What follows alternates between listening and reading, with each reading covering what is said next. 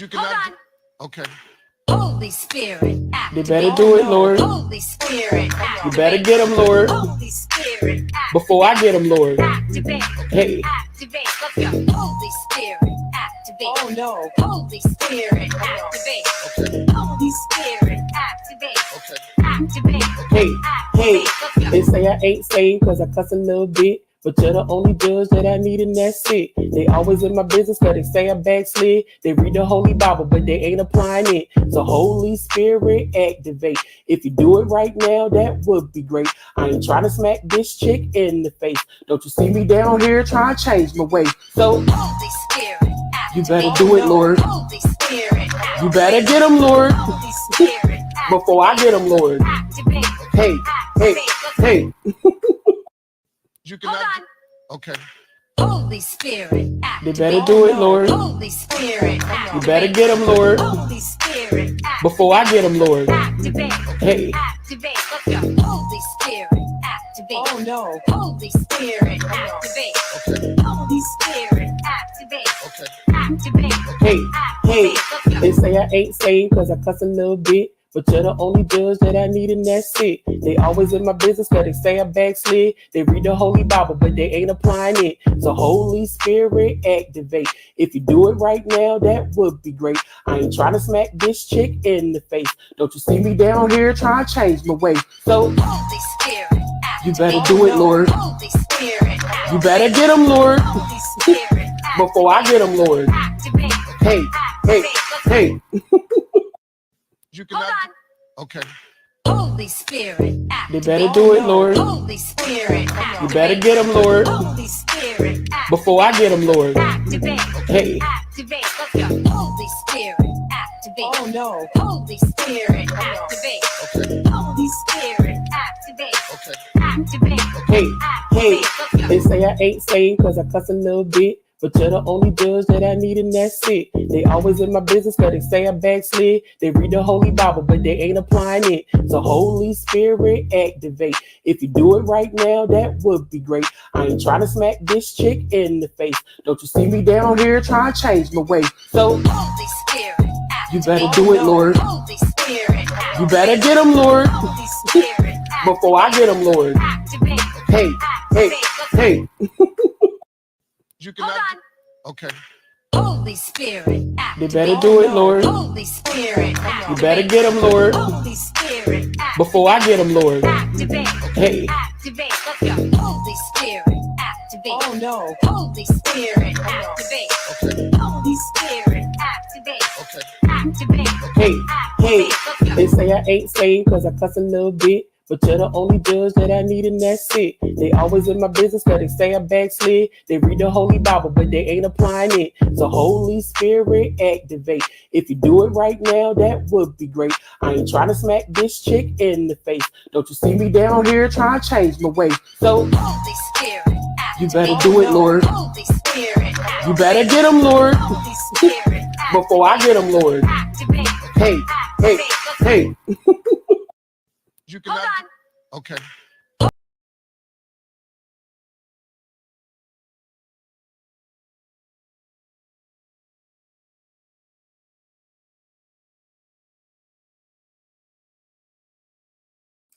Hi. Can you guys hear me? Good morning. Good morning. Good morning. Hello everyone. Please hit the like. Please hit the like. Please hit the like. I love you guys. I love you. I love you. I love you. I love you. So yes. What? How did he betray Baggy? Who's Baggy? Who's that? I know Biggie Smalls, Notorious B.I.G., Christopher Wallace. I know him, girl, but I don't know nothing about no Baggy, girl. That's new. That's new. And then my girl, please hit the like. Please hit the like. Shout out to D for purchasing a coffee subscription. It's a lot of fun over there, girl. Get over there, girl. It's a lot of fun over there, girl. We're very messy, absolutely. So, and then my girl, Indigo Beat says, maybe they meant Biggie. Oh well, they got to get that together. We don't have time for all of that. No, No, I am not an autocorrect. I am not none of that. Get it together. Get it together. Hurry up. That's all I can tell you. Come in here spelling right if you want your questions answered correctly. That's all I got to say. Now, we can talk about Baggy. You just got to tell me who that is. So, I love you guys. So, the title of the show says, Breaking News, Federal Grand Jury Prepares to Hear from Diddy's Victims. How Diddy Betrayed Biggie with 2 eyes and number girl. Yes. So, I love you guys. I love you guys. I love you guys. So, let me pull this on up, girl. Absolutely. Absolutely. Now we're going to talk about this, but we're also going to talk about other stuff too. Like all of the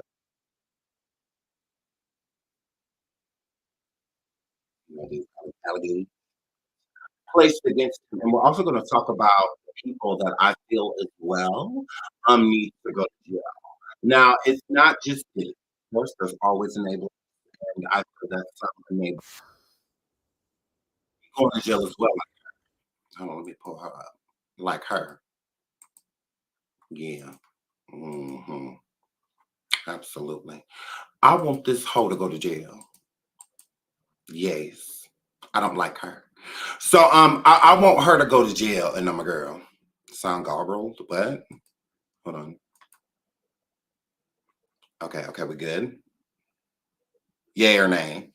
Yay or nay? I said I want this to go to jail. I don't like J-Ho. I want her to go to jail. You need to go to jail, Jenny from the block. Okay? I want her in prison. She looks good in orange. So yes, she needs to go to jail. Mm-hmm. Yeah, I want her locked up immediately. Throw away the key. Yes, and we're going to get into that. Jenny is the devil. Absolutely. Not only has she slept with all of our men, absolutely. Correct. Yes, okay. A lot of the people that I had crushes on, she slept with. He ain't one of them. But yes, so she slept with all of our men. Correct. All of the Wayans, and she got on tour with our girl Rosie Perez. That's our girl. We like her. Okay, we like her. Jenny stole her spot. So we're going to get into why I want her to go to jail. We absolutely is. And then there's another person. Absolutely. That needs to go on to jail too. Who else is that, Sean? Who else needs to go to jail, Sean? Sean, who else going to jail?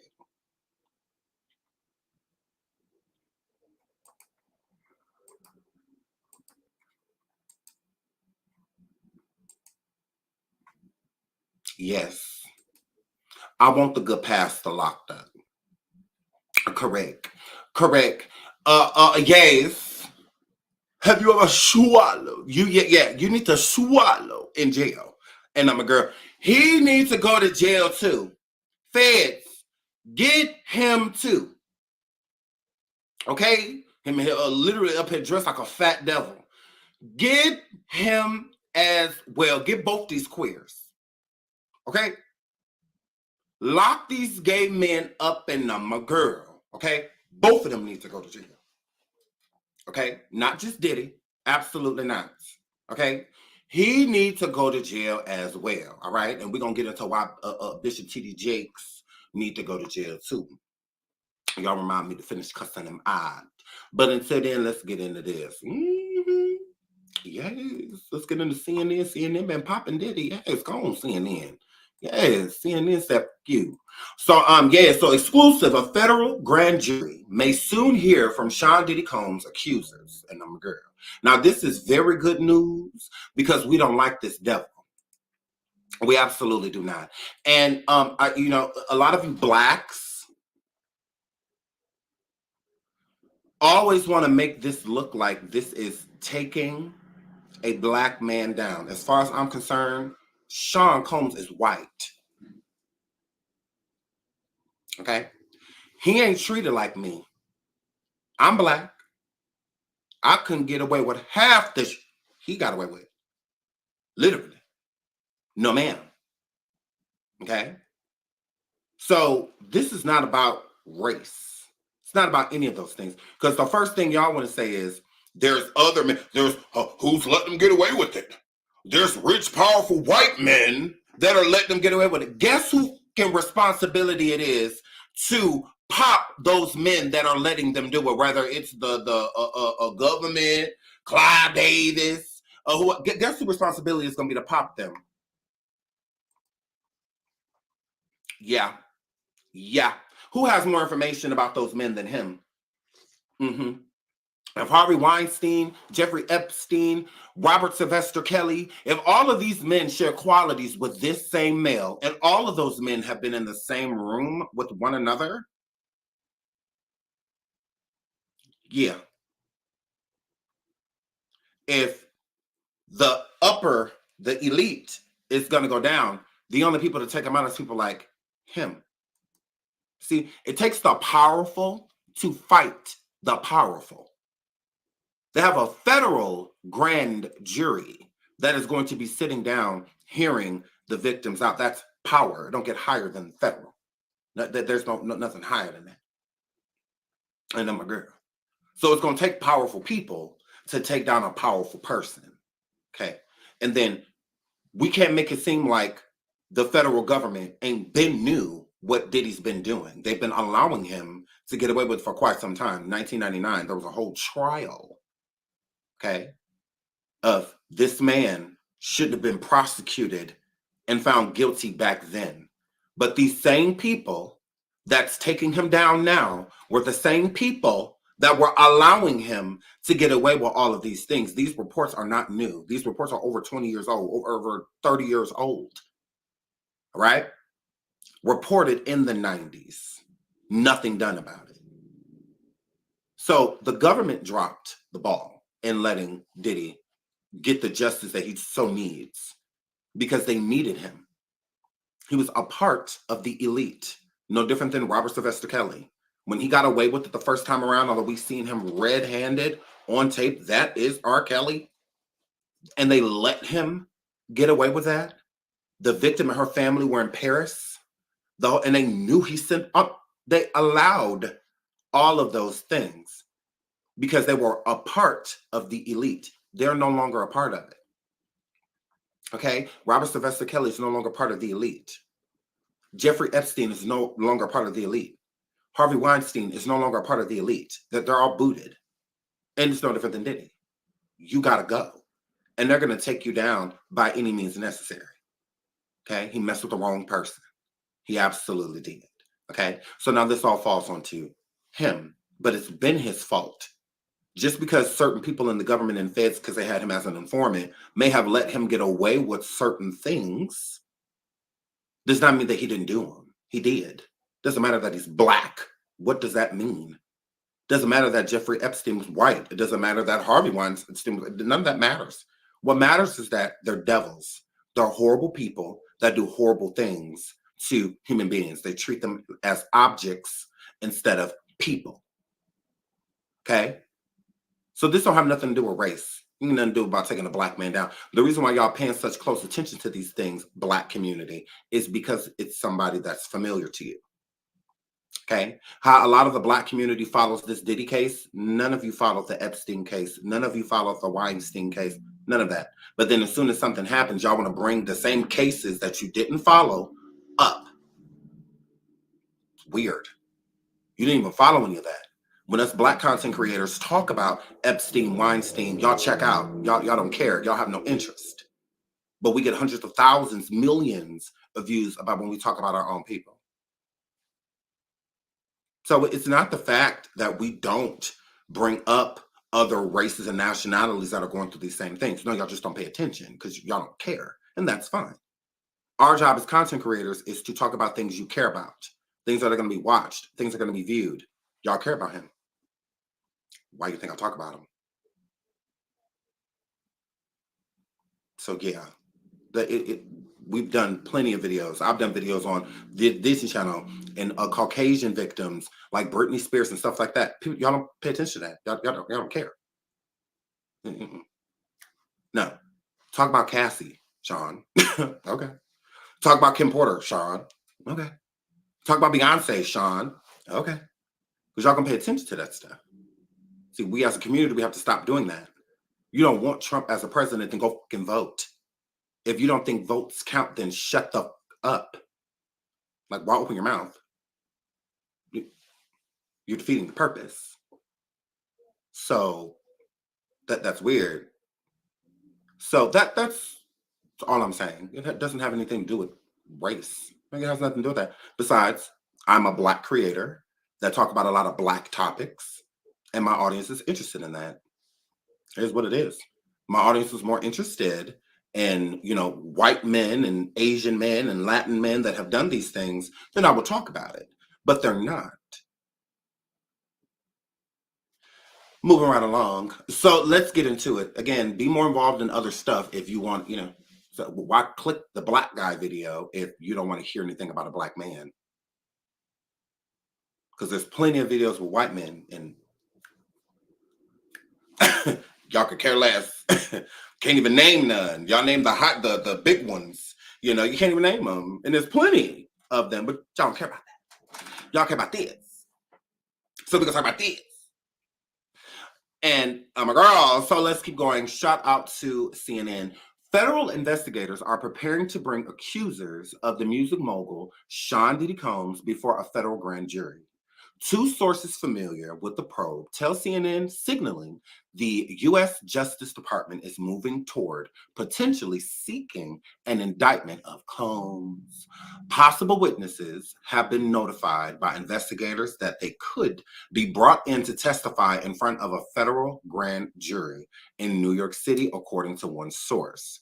Bringing individuals who have filed civil lawsuits against Combs before a grand jury would mark a significant escalation in the government's ongoing investigation involving the producer and the Bad Boy Records founder. Combs has been named in 8 civil lawsuits since November, 7 directly accusing him of SA. One of the 8 lawsuits filed by former girlfriend Cassie Ventura has been settled. Another lawsuit accused his son Christian Combs of SA, and Sean Combs is accused of aiding and abetting. A spokesperson for Homeland Security Investigations Agency, HSI, declined to comment on the existence of a grand jury, but noted the investigation remains ongoing. So this means that what the federal grand jury wanted to speak to these victims is about charges, indicting Diddy. So I believe the reason that that video of Cassie and Diddy clearly was just the beginning, like Cassie said in her statement that she wrote for her fans and supporters. So I think Cassie was giving us a hint that she is coming forward, and again, this is being a witness in a case this big in front of a grand jury can be very intimidating, very scary, and being in front of all of these people just staring at you, hanging on your every word, facial expression, body language, all of that. And I'm a girl.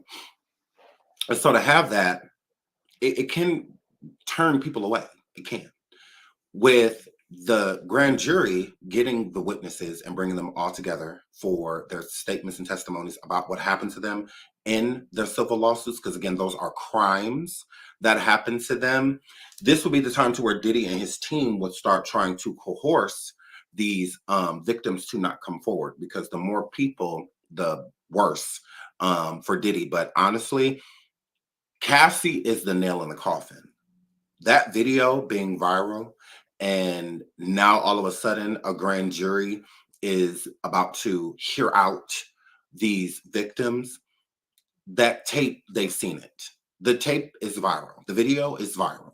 Everyone has seen that. You can't convince me that whoever is going to be on this grand jury has not seen this tape. It's too big. There's no way. There's no way that they don't know what he did to her. So the jury going in with that tape on their mind and then listening to these victims, he's going to be indicted. He's going to be indicted. Now, will the charges stick? I don't know. I mean, only time will tell. But charges will definitely be brought up against him. And Cassie being the star leading witness in this case, being the one in the viral video that's going around of him, putting his hands on her and whatnot, open and shut when it comes to filing charges. They may not be able to file charges for the physical incident that we saw on camera, but they can file charges for other things that Cassie has accused Diddy of, such as the essay, R-wording her, and other things, African, and a bunch of other stuff. He can be charged for. So I think they're going, again, like I've said before, I think a lot of charges are going to be thrown at Diddy in different states. I don't think that it's just going to be these essay charges. You got Keefe D that on trial as we speak about ending Tupac's life. Keefe D, they're using the evidence against him, even from people like Vlad, in interviews and whatnot, of him stating that Diddy paid him or paid Jimmy Henchman, and Jimmy Henchman was supposed to get the check to them for taking Tupac out. Also, after Tupac passed away, he contacted Keefe D, Diddy, contacted Keefe D, and asked Keefe D if the life ending, the unaliving of Tupac was his bidding. Was that me? Was that us? You know, what was that what I sent y'all to do? Did y'all do that? You know, because it's all owe y'all some money type of situation. So I think it's a bunch of stuff that is going to stack up and pile up against him because they want to keep him. That's the whole point of incarcerating him in the first place, or bringing these charges up against him in the first place, is to keep him. No slap on the wrist. We want to get rid of you, just like R. Kelly. As far as I'm concerned, he's probably going to be in jail for the rest of his life. Like he's not getting out. It doesn't look like that anytime soon. He doesn't have the powers that these other people do. Even Harvey Weinstein being behind bars, he still has power behind those bars. He still has enough, say and pull to make things happen, even getting a new trial, and whatnot. So Robert Sylvester, everyone has turned their backs on him, and this is Diddy's future. People turning their back on him, the connections and whatnot that he has had and that he has made, they're gone. As far as we're concerned, he's 86. So bye, Diddy. Bye. So what is her name? It's not Atiana. It starts with an A, but she's one of the victims from the 1999 pow-powing. And I can pull her video up, and she said that Diddy pow-powed her in the face. I also believe that those charges they're going to stick whatever they can to him. It's going to be a lot. It's not just going to be, and we haven't even heard Homeland Security's case, the investigation that they have with the ex-African. We haven't even heard that. We don't even know what they have, what they built in a case against him as of yet. The lawsuits are a whole separate case. That doesn't have anything to do with Homeland Security. That's why CNN said that they reached out to HSI for statement, and they declined to have a statement. Besides, the investigation is ongoing, that it is continuing. It's not over. It's far from over. We are still investigating him. And we don't. Yes, Natanya Rubin. Thank you so much, Livermore. Natanya Rubin. She has been very vocal since the 90s about Diddy did this to her, like 100%. So I do think that even Natanya, they're going to use her against him, sending her on these big outlets to do interviews about Diddy pow-powing her is another signal to that they want whoever's going to be on the grand jury when they bring these cases to them for indictment, that they hear these people's stories. They want them to know about what happened to Natanya. They want them to know about what happened to Cassie with that video being out with her and Diddy in front of that elevator at the International Hotel. They want this information out there, so when they go in, they don't look at him as Diddy the mogul. They look at him as Diddy the monster. What he really is. Hi, Melanated in his head. I love you, sweetie. And so we're gonna keep reading, and then I'm gonna pull up some other stuff that is going on. So where were we? Okay. A spokesperson for the Homeland Security Investigations Agency, HSI, declined to comment on the existence of a grand jury, but noted the investigation remains ongoing. These potential witnesses have not been prepped for testimony. Both sources told CNN, cautioning that HSI investigators are still in the process of gathering evidence and questioning potential sources of information in their federal probe into Combs. So HSI basically is saying that, there may be discussion of a grand jury hearing from these people, but one, they haven't been prepped, and two, our investigation is still ongoing. Although they are separate, they also connect, meaning that anything that Cassie that has brought forward with her lawsuit, if HSI is investigating that, because Cassie did accuse Diddy of trafficking, that's their whole investigation, is the trafficking, is why Homeland Security is involved at all. So if they're coming up in parts of their investigation that they are still investigating, then it is a low probability that this will be taken to trial like right away, or an indictment, I should say, will happen immediately. It's more so of a, we know that they're being prepped because they have an investigation. So when you're investigating somebody, it's to, again, bring charges, to indict them. So the witnesses are key. So they need these witnesses, and they don't need them speaking too early or using something that may hurt them or harm them, in the end, so it's a lot, and this is, again, massive case. Diddy has been attached to so many people for so long. He's been in the game 20 something year, 30, no, probably like 31, 32 years, something like that. So he's been around for quite some time.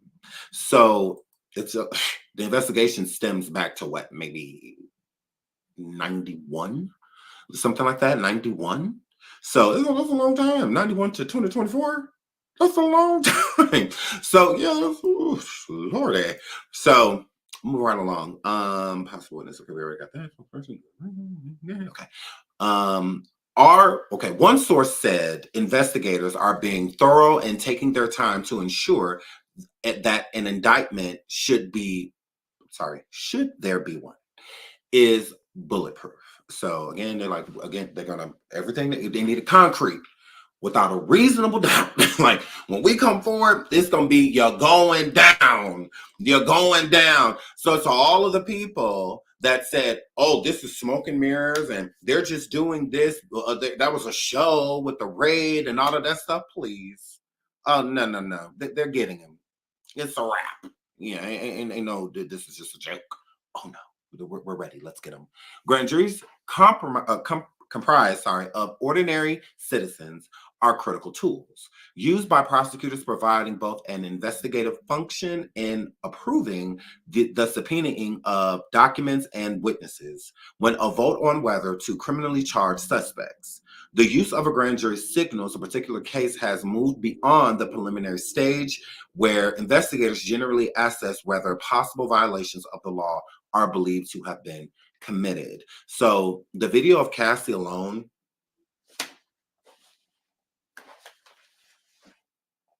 again, nail in the coffin. So they, without beyond a reasonable doubt, just that video shows that there's plenty of illegal things, criminal things that are going on here. It's more so of a criminal enterprise, not just an enterprise itself. Feds have interviewed multiple Combs accusers.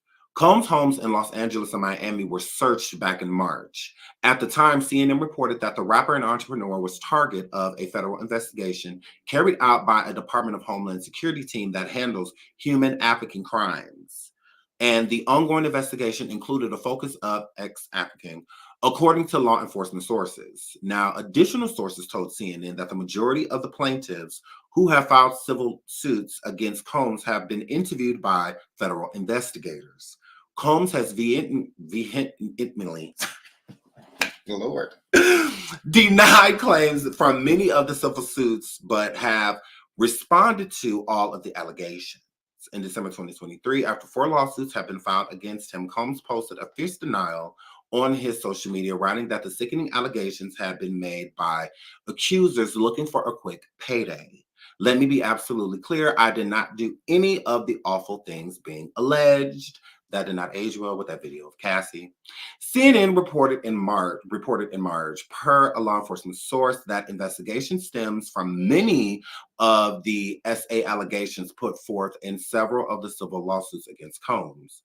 CNN has learned that the scope of the investigation is much larger, focusing on trafficking, money laundering, and illegal drugs. In addition to the human trafficking, HSI also investigates narcotic smuggling and other organized criminal activity. It's much bigger than just these lawsuits, one of the sources familiar with the scope of the investigation said. Now that I absolutely believe that this is way bigger than just human trafficking. Like, it's not enough. It's not. With somebody as big as Diddy, and the attorneys that he's going to hire are going to be sharks. So again, it's not easy going against someone of power. Diddy is someone of power, someone of people to fear, to be afraid of, and he's marked his territory, to let people know to fear him. He's not one of those people that go around him and la la la la. No, he is an evil man. So with him being evil, he is touching so many different things. He's always wanted this like Italian mob type of persona, to where he's like the godfather, and whatnot. And, everybody like bows to him, and he controls everything and everyone, all of that. And a lot of stuff that he's going to involve himself in, and the people like Jimmy Henchman and so many others, these criminal men, these men that are in prison, because again, Jimmy Henchman went to jail for all of these crazy felonies, and Diddy was like his right hand man, and Diddy never went to jail, or anything like that. So to connect yourself to these people means that you want to live this life, but you're not really like about that life. So just because you have hired men to do things, that doesn't mean that you are willing to do what these hired men are willing to do. So people are more so fear what he's capable of, like what he can have other people do, versus to be and actually like afraid of him. Now, you're going to hear about women being afraid of Diddy, but the men around him, they're not afraid of him. They're afraid of who he could call, because people will do crazy things for money and for a small amount. You can put a bag on somebody's head for, $1,000, $500. If somebody's desperate enough, they'll take that $500 and do what you need them to do. They will. Okay. So imagine somebody as rich as Diddy that can pay somebody, $50,000, $5 million, to do certain things and have certain illegal things taken out, So again, people aren't afraid of him. They're afraid of his power, what he can do, and his yes men. To see him sit around and do all these crazy things and illegal things to people, and the people around do nothing, like Cassie sitting there being hurt and harmed, and no one does nothing. Kim Porter sitting there being hurt and harmed, and no one does anything. They just allow it. So with them allowing these things to happen around, why would someone want to say anything? I just saw this happen to this person, and the people around just kind of just like cleaned it up. So if I say something, that same thing happened to me. I'm not saying that. My lips are sealed.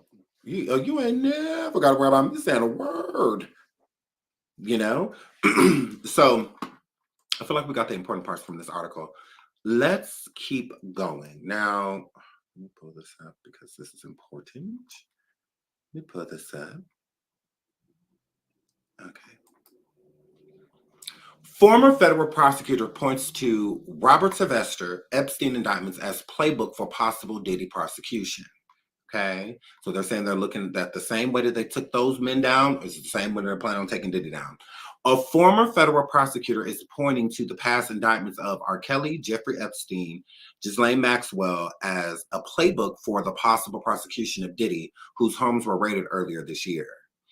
Elizabeth, whose 15 years of experience in the field includes the investigation prosecution of R. Kelly in New York, is among those quoted in an intensive new piece from Cheyenne Roundtree and Nancy Dillon for Rolling Stone. The piece, 6 months in the making, pulls from dozens of interviews ranging Diddy's ex-friends to former employees. As pointed out here, a source suggested that those aforementioned March raids at Diddy's homes in Los Angeles and Miami, which involved Homeland Security investigation officials, could be related to an alleged ex-trafficking and racketeering investigation. Per Jed's, ex-trafficking could be pursued as a standalone charge, or it could be used as part of a larger racketeering case moving forward. Quote, sex trafficking is certainly a potential component of a pattern of racketeering, or it could be a charge on its own, Jets told Rolling Stone. The indictments of R. Kelly, Jeffrey Epstein, and Ghislaine Maxwell, high-profile individuals who came, evaded real accountability by law enforcement, offered prosecutors a playbook for a possible prosecution of Sean Combs. Complex has reached out to Diddy's reps for comments. Thus far, Diddy has faced hasn't faced charges at that level. However, he has been accused of in multiple lawsuits, including a swiftly settled one with former romantic partner Cassie last year. Months later, CNN released surveillance footage circa 2016 showing Diddy, hurting Cassie at a hotel in the Los Angeles area. Both Diddy and Cassie released statements following the footage. It's so real. With this being said, again, people as powerful as Epstein, Ghislaine, all of them, right? In order for people like Diddy to be taken down, and people above Diddy that showed him everything that he needs to know, that helped him get away with that stuff, that would take for Diddy to do. Yeah, we have no power when it comes to that because we don't know anything. Only he does. So all of those tapes, again, that they took in that raid, it wasn't just to take Diddy down. It was also to protect the people that are a part of the elite, like Ashton Kutchers and people like that, that aren't, going down. So right now, there isn't an audience or I guess somebody mad enough that wants to take the people like Prince Harry and so many others that are allegedly on tape from these Diddy parties that he has had. They are protected. And so the raids was more so to make sure that the elite stay elite, all right? And using any other evidence that doesn't have the elite a part of it to use against him. It's no different than with Epstein. They did the same thing, all right? They used that information that they got and took from, the island and whatnot. They took what they needed to protect their elite, even Diddy. And Diddy was protected in the Epstein case. He had visited Epstein Island multiple times and even hung out with a lot of the people that were visiting the island as well. Okay. Please hit the like. Please hit the like. Please hit the like. So they're going to make sure that the people that, because they get to continue to do their crimes, like Danny Masterson from That 70s Show, he messed with the wrong person. Okay. He messed with the wrong person. That's simple. Because he had been doing what he had been doing for years. Nick Carter from the Backstreet Boys. He's been doing this to women for years. He's been hurting, harming. Even one of Nick Carter's victims is from the group Dream. The group Diddy brought out.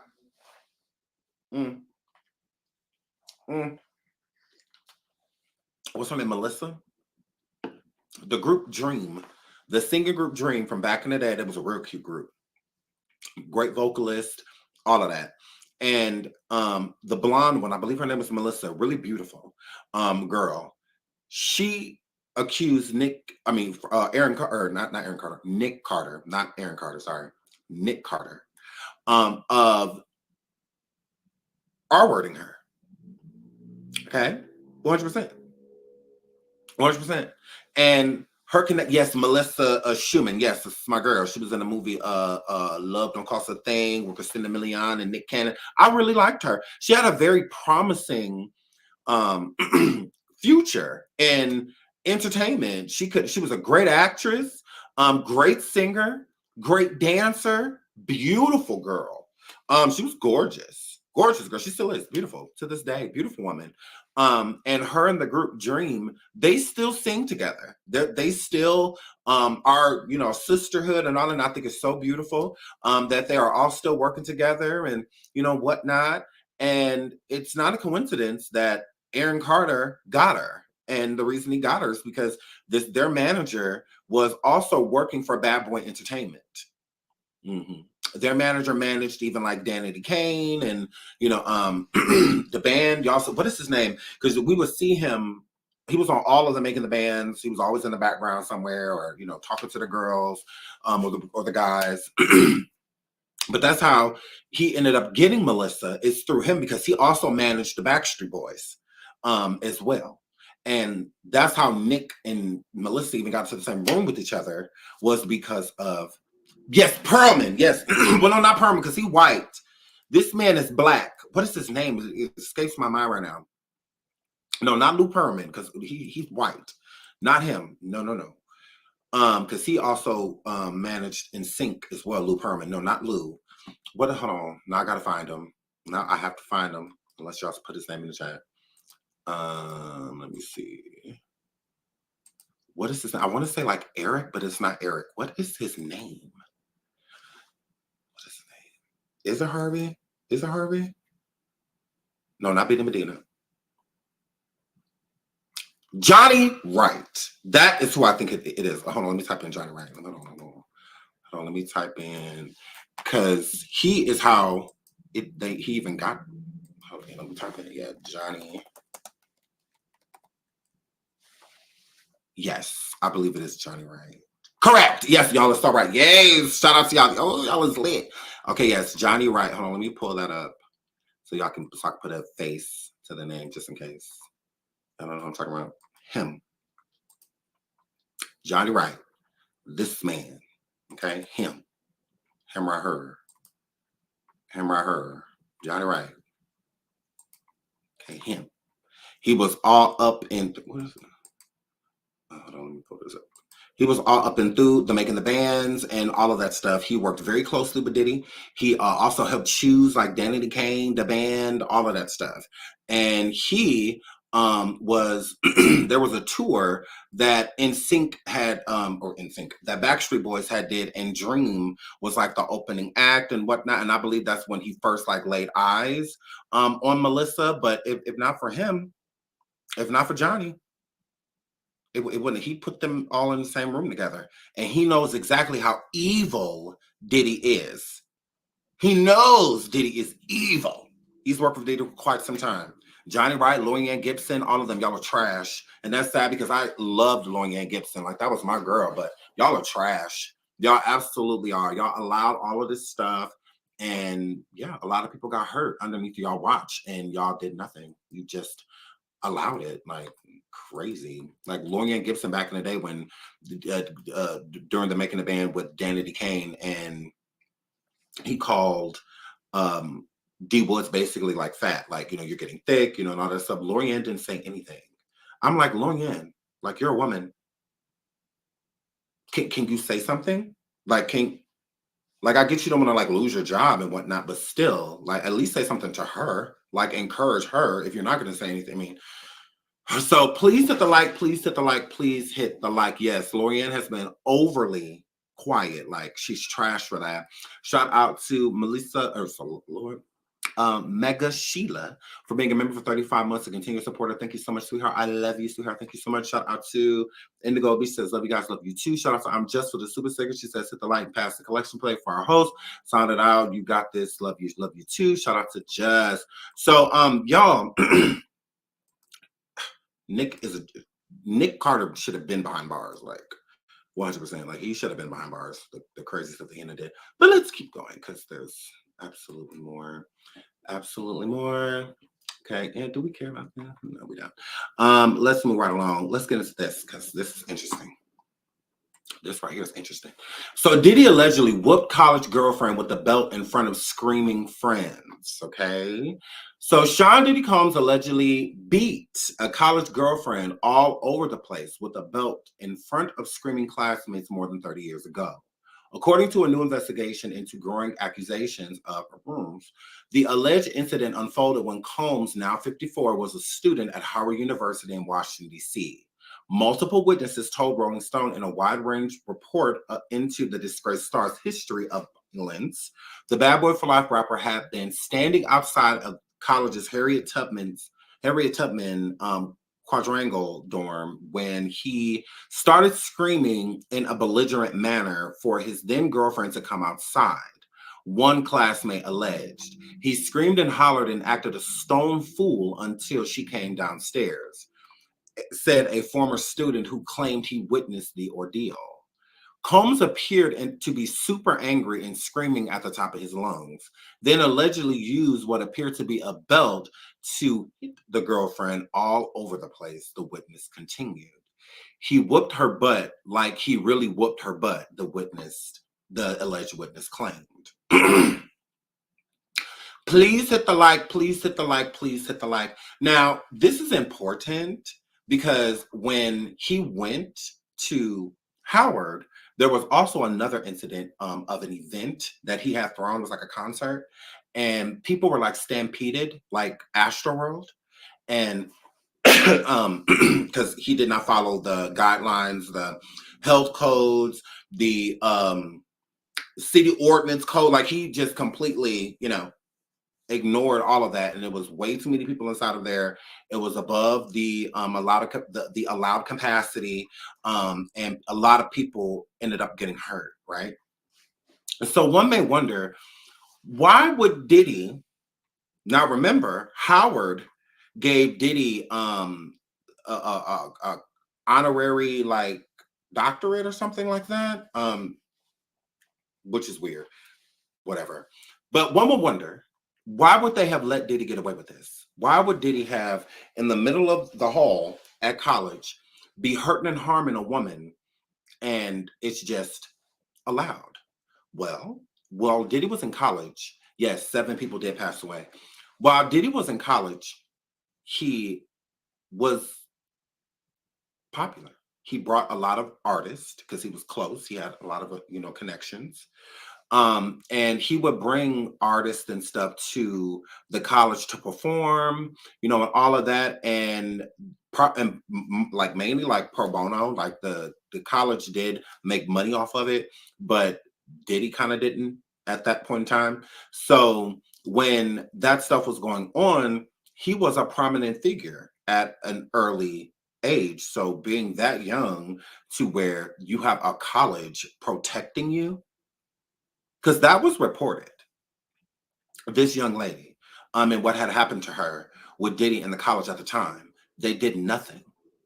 They didn't do anything. Diddy didn't get a slap on the wrist. It just like it never happened.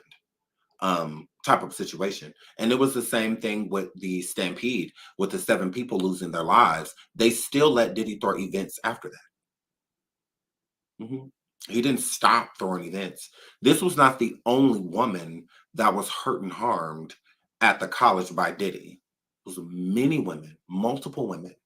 And there was a male college student, Diddy. There was a male college student that would study with Diddy. Him and Diddy would study.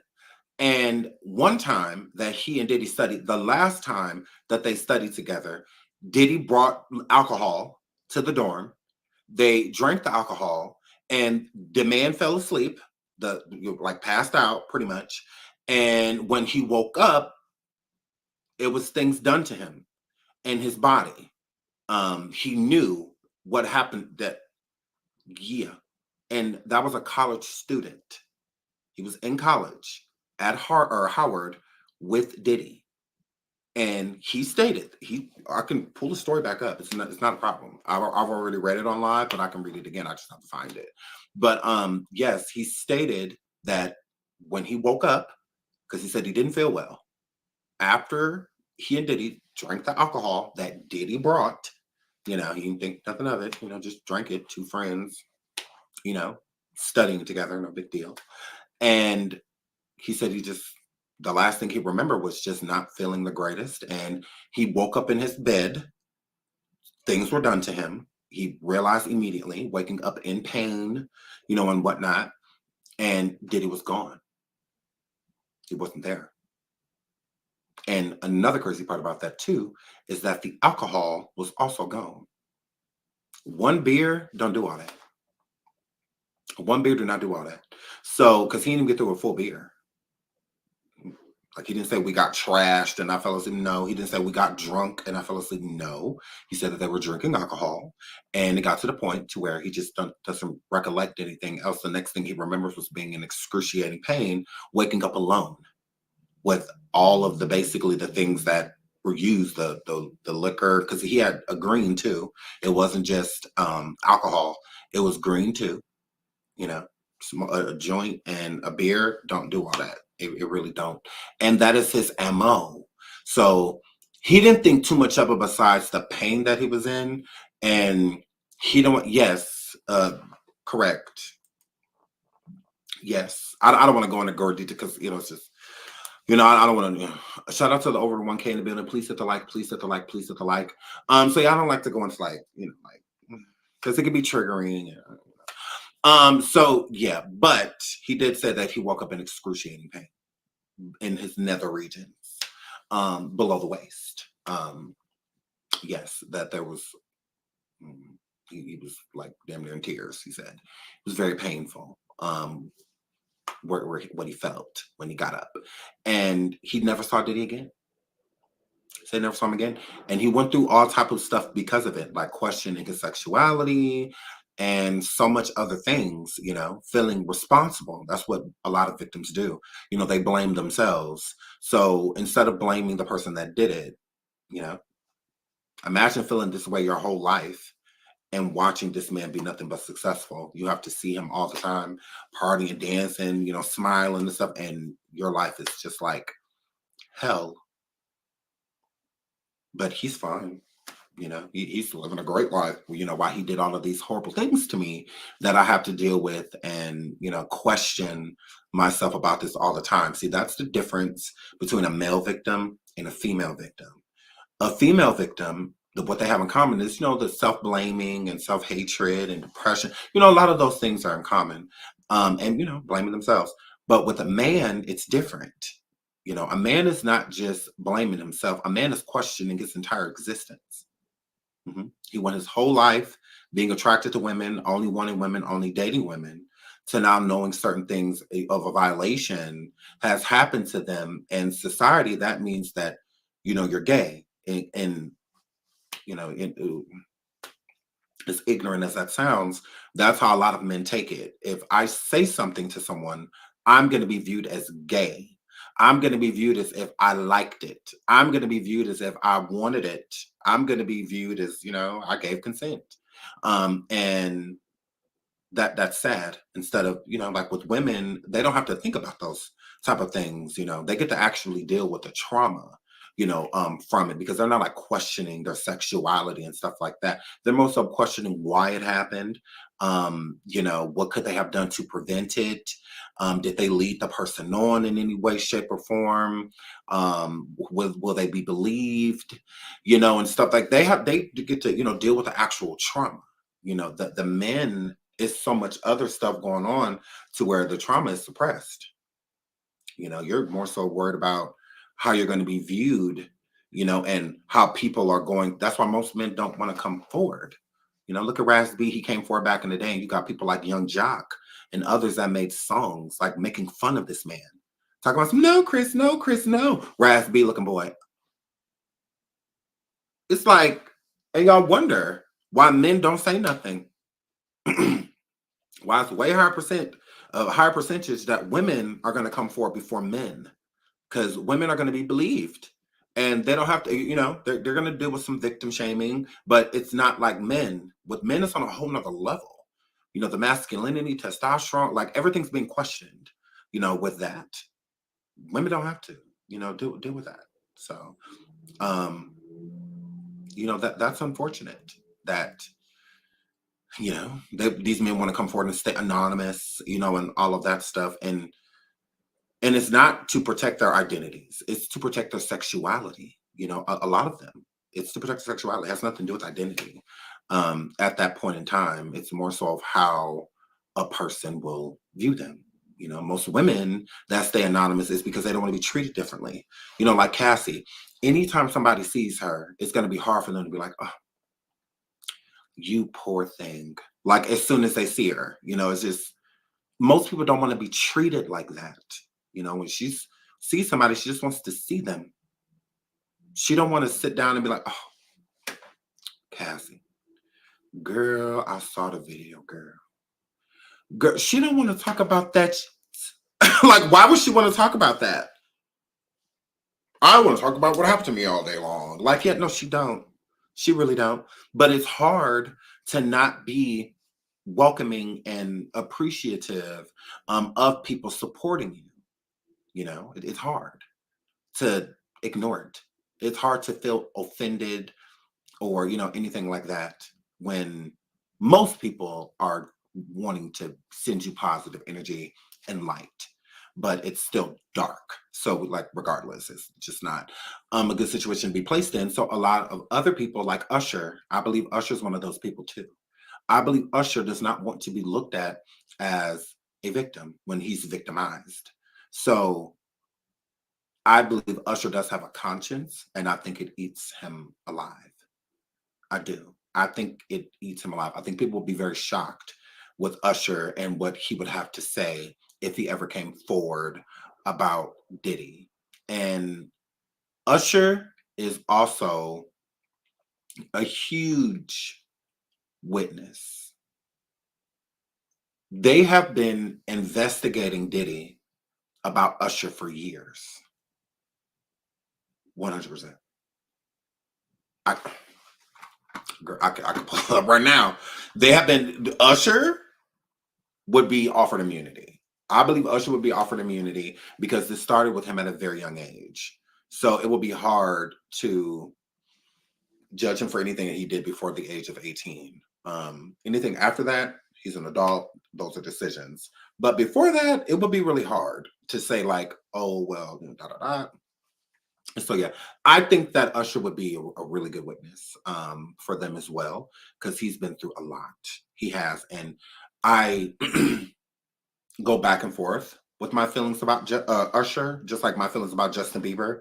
I believe when I showed y'all those videos of Justin Bieber in the studio when Diddy just walked in there, Justin was scared. Justin was scared. Like, I'm like, what don't people get about that? Justin Bieber, let me try to pull that up real quick. I'm just typing it because I know I have it saved. I have that saved. Yeah, Justin is afraid. And I still think Justin is afraid to this day. I think Justin, hold on, let me pull this up.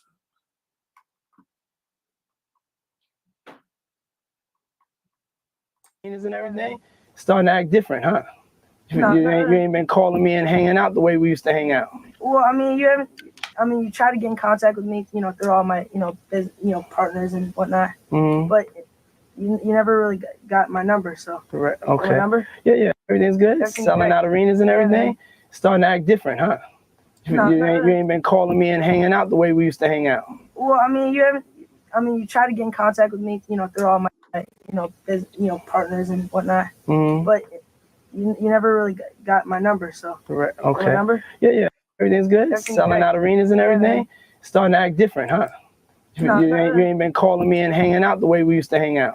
Well, I mean, you try to get in contact with me, through all my, partners and whatnot. Mm-hmm. But you never really got my number, so. Correct. Okay. My number? Yeah.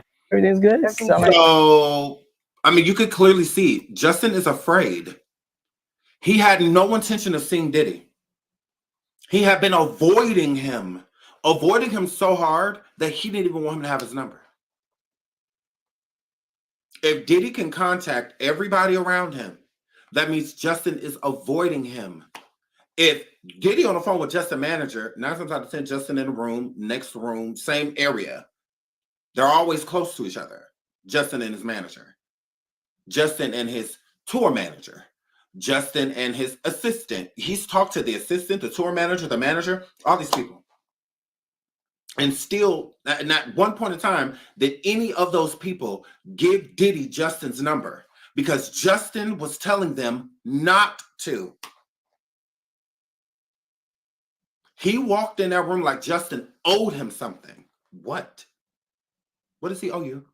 He's not even your artist. He was never signed to Bad Boy Entertainment or anything like, no, that was never even a discussion. And this is after the 48 hours that they spent together. This is after that. Justin wanted nothing to do with even stuttering out of intimidation. you younger, you doing something you ain't got no business doing, and your parent walk in or someone, you know, a guardian of some shape or form, you're gonna start stuttering and, you know, stuff like that.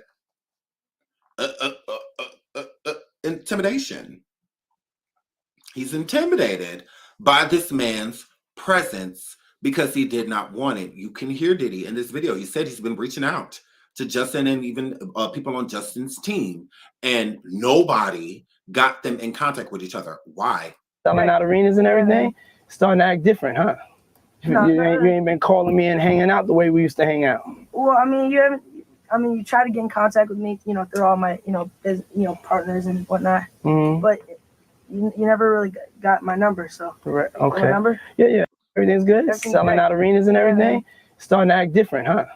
No, you ain't been calling me and hanging out. Been calling me? What do you mean? Like, why does he need to call you? Y'all already hung out. The last time y'all hung out, Justin didn't act like that. Let's pull that up. Y'all didn't act like that the last time y'all hung out, and I'm a girl. Look, like he was completely fine with hanging out with you the first time. What changed, Diddy? What changed? Hold on, let me pull that up. Hold on. Let's hold on. Yeah, because Usher, the one who brought him around, and never forget this. Hold on, never forget this. Never forget this. Never forget this.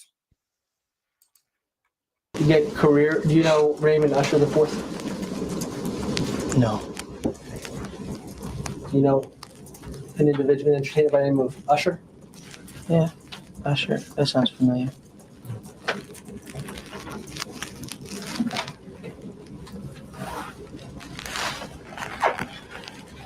Isn't it true that Usher was instrumental in starting your career?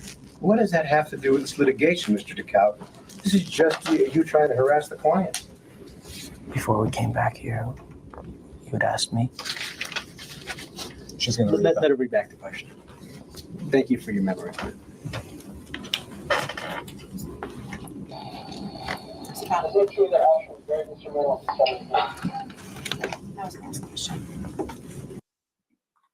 Justin didn't want nothing to do with no Usher.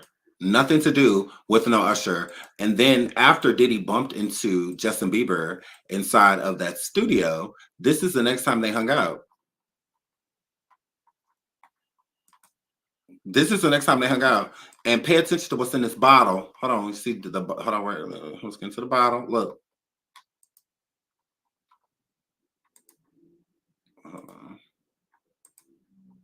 In this bottle, there is clearly, we want the whole bottle. I'll just save the image. And then I'll pull it up. In this bottle, this is the next time he was with Diddy, and that is Diddy's water at the time that he had made and whatnot. So he was passing those around the bar, and Justin was a teenager. He was not supposed to be drinking at all whatsoever. Let me delete that. Yeah, this bottle, I'm gonna pull this up so y'all can. That bottle is full because it's water. That's supposed to be water. It says agua. That's supposed to be water. Water. That is not water. He was not old enough to be drinking at all. He was, what, 19, I think? Like 19, 18, 19 at the time. And he in the club with Diddy with that in his bottle. And that's supposed to be water. He had water because he's not old enough to drink. At this time, he should not have been in that establishment around alcohol, drinking alcohol. Yes. Again, y'all see it clear as day. That's that aqua. That's what's water. Water. If you look up the original bottle of this, it's clear. It's water. Again, that's why he had it. He was not supposed to be drinking. But look where he at. He in the club. Hold on, let me move this. He in the club with Diddy. Shirtless. Hold on. Let me go back to the.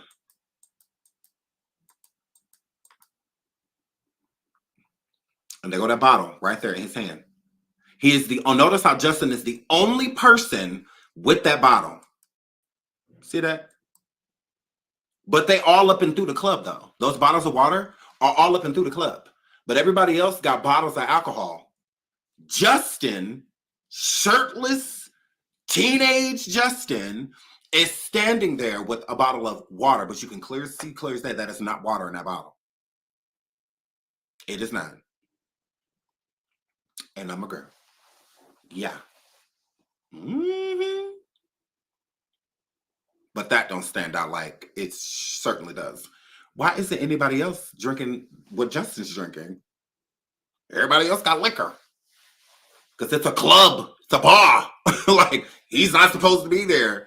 He only there because Diddy is. And then he came with his girlfriend at the time. As you see, Diddy separated them immediately. He didn't waste no time separating them. No time. Yeah, get rid of her. Yeah, come here, Justin. Yeah. Mm-hmm. Correct. So, yeah, you're not fooling anybody, Diddy. With Rick Ross, all of them. Who's that? Akon brother? Who says the next to Justin? That Akon brother? No, my girl. So, yeah, so let's keep going. But yeah, so Diddy, in this Rolling Stone probe that they're doing on Diddy, it's really good. I would advise you guys, if you have not gotten over to Rolling Stones, to read it, to go over there and read it. I'm gonna pull up this TMZ article because with the college student that got hurt by Diddy, there's more with the Rolling Stone. Here you go. Yeah, TMZ. Yeah, because this is news. So Diddy, an alleged Jekyll and Hyde new bombshell report. So Diddy has apparently been a Dr. Jekyll and Mr. Hyde character over the years. Either a super nice guy or allegedly violent and vicious. This according to a new bombshell report. Rolling Stone just published a sprawling article about the embattled rap mogul detailing his life story and rise to fame starting in the 90s, now coinciding with his current federal investigation, which could land Diddy behind bars for a long time. I should put this link in the chat so y'all can go over there and read this Rolling Stone. This is really, really, really, really good. You should read it. During a 6-month investigation, Rolling Stone reporters reached out to 300 plus people in Diddy's world and interviewed over 50 former friends, acquaintances, employees, artists, and industry insiders. Many of them refused to talk, but those who did had quite a bit to say.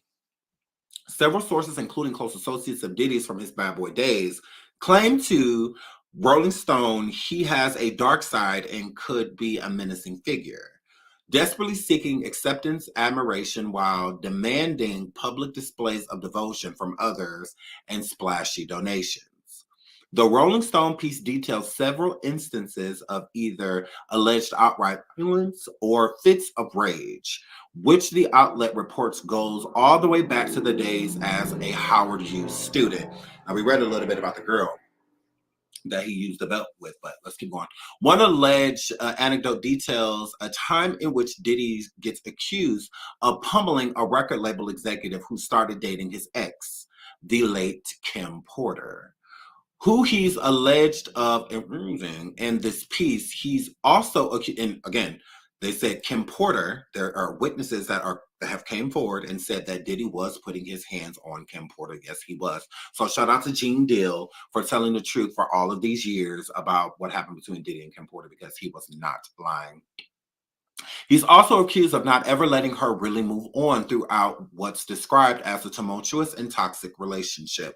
Now, I've been screaming this for years, that Diddy never let Kim Porter move on. Kim Porter was property. She was not a human. No, he did not treat her like that. No, he did not. He forced her to live in his properties, and she could only raise the children that he was pretty much giving birth to. She was not allowed to go do red carpets or date another man. She was not allowed to do that. I just did a video not too long ago about Kim Porter and Shakir Stewart. And whatnot. And there's been rumored of plenty of other men that Kim secretly dated. Why does she have to secretly date anyone? Steve Stout, the record executive that Diddy went into the record label to put his hands on. Now, it's alleged that it was because of the Hate Me Now video and about him being on the cross like Jesus. But come to find out, Steve Stout was actually seeing Kim Porter at the time that they were allegedly talking and exchanging messages and getting to know one another. It was nothing said that I read about them having an actual relationship, but I heard that it was like journeying towards, something. It was becoming more than friendship, right? Same thing with Shakir. It was becoming more than friendship. And Diddy didn't like that because, again, he is a controlling, demanding person that feels that people are property. The same thing with Cassie Ventura. When she moved on to Kid Cudi and stuff like that, he literally upped the man's car. Although he over there in a whole relationship, allegedly, with Young Miami. But you blowing up cars for what? See the whole mob mentality. Diddy feels like he's like an Italian mobster. Because those are the antics that they would do. Chopping off hands and mailing them to mothers. And stuff like that. Like he really wants to live that life so bad. Like he really wants to be looked at like the Godfather. If you will, the end all be all. The God among men is what he's always wanted to be. So, yeah, he's always kept Kim Porter. And again, look throughout the woman's life. You don't see her with anybody but him. The closest it gets to seeing her with another man was before him, which was I'll Be Sure. That's it. She didn't know. If she was dating somebody, she should have just been able to do that. Like, girl. So she clearly wasn't, and it's a very sad life. Other women Diddy has dated are also mentioned in this story, including Jennifer Lopez, who Rolling Stone reports was subjected to the Bad Boy staffers trying to convey a message to her via Diddy after the split in an attempt to win her back. Apparently, Diddy sent these BB workers, Bad Boy workers, to TRL Studios to stand outside with signs begging her to get back with Puffy at the time. I mean,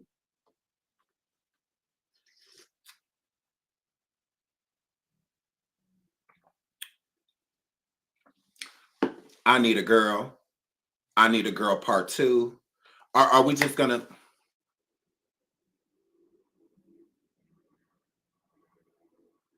We knew he was trying to get her back. Like, we know. I Need a Girl was about her. I Need a Girl Part 2. About her. Like, he was stalking her on every level. Just like he went on to the BET Awards and thanked Cassie while married with kids about being there for him in the dark times. It's the same thing with like Need a Girl and stuff like that's what he's a psycho. Like, I mean, that's just what that word, like he's all, my thing about Jennifer Lopez, Jennifer had always been a beard. That's all she was. Jennifer Lopez used Diddy way more than he used her. Okay?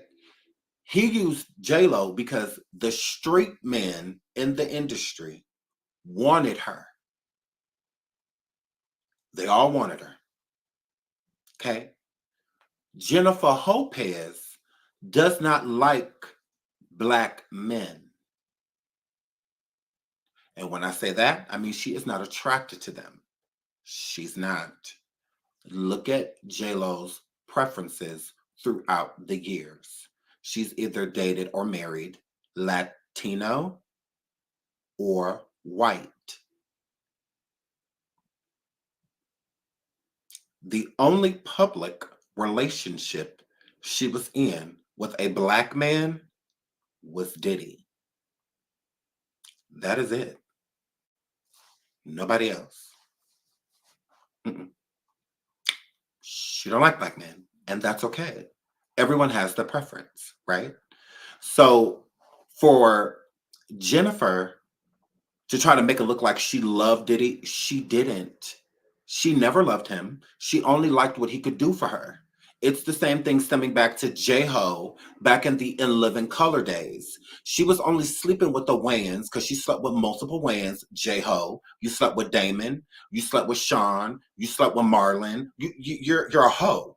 Like, I mean, it is what it is. You did that to gain favor.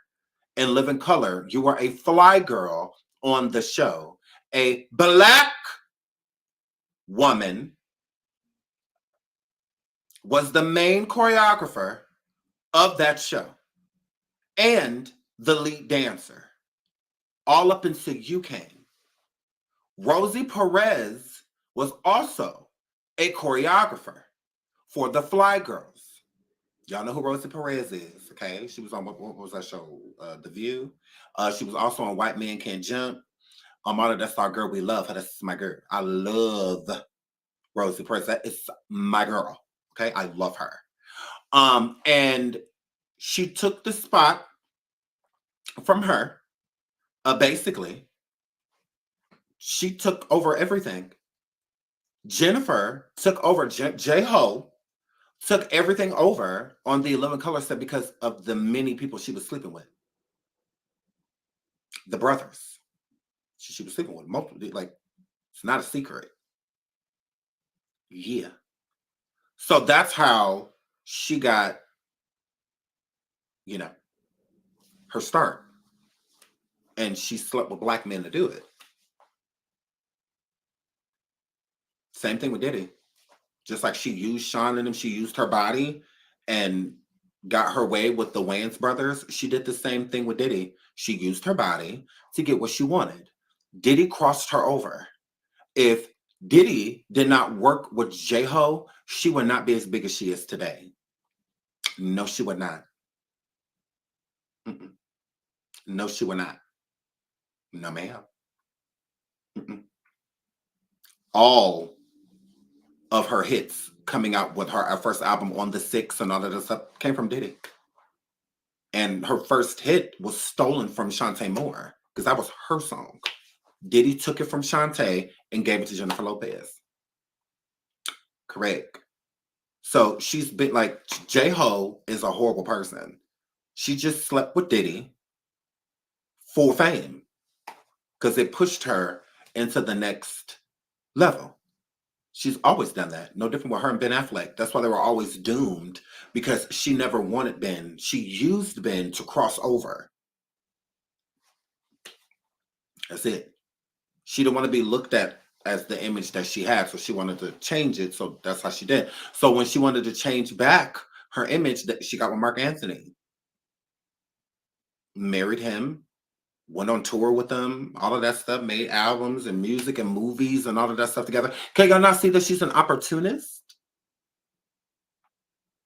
She didn't love Mark. She didn't want to be with him. No.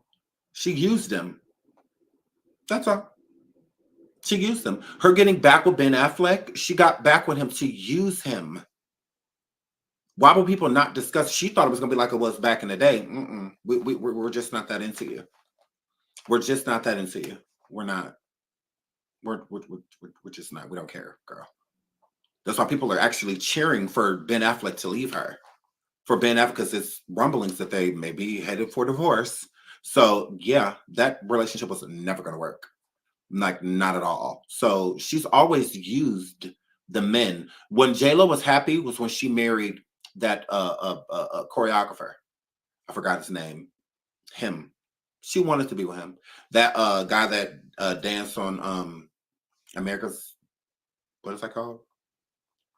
The celebrity dance show. That guy that she was with for a long time, for Lopez, she dated him for like that. She really wanted to be with him.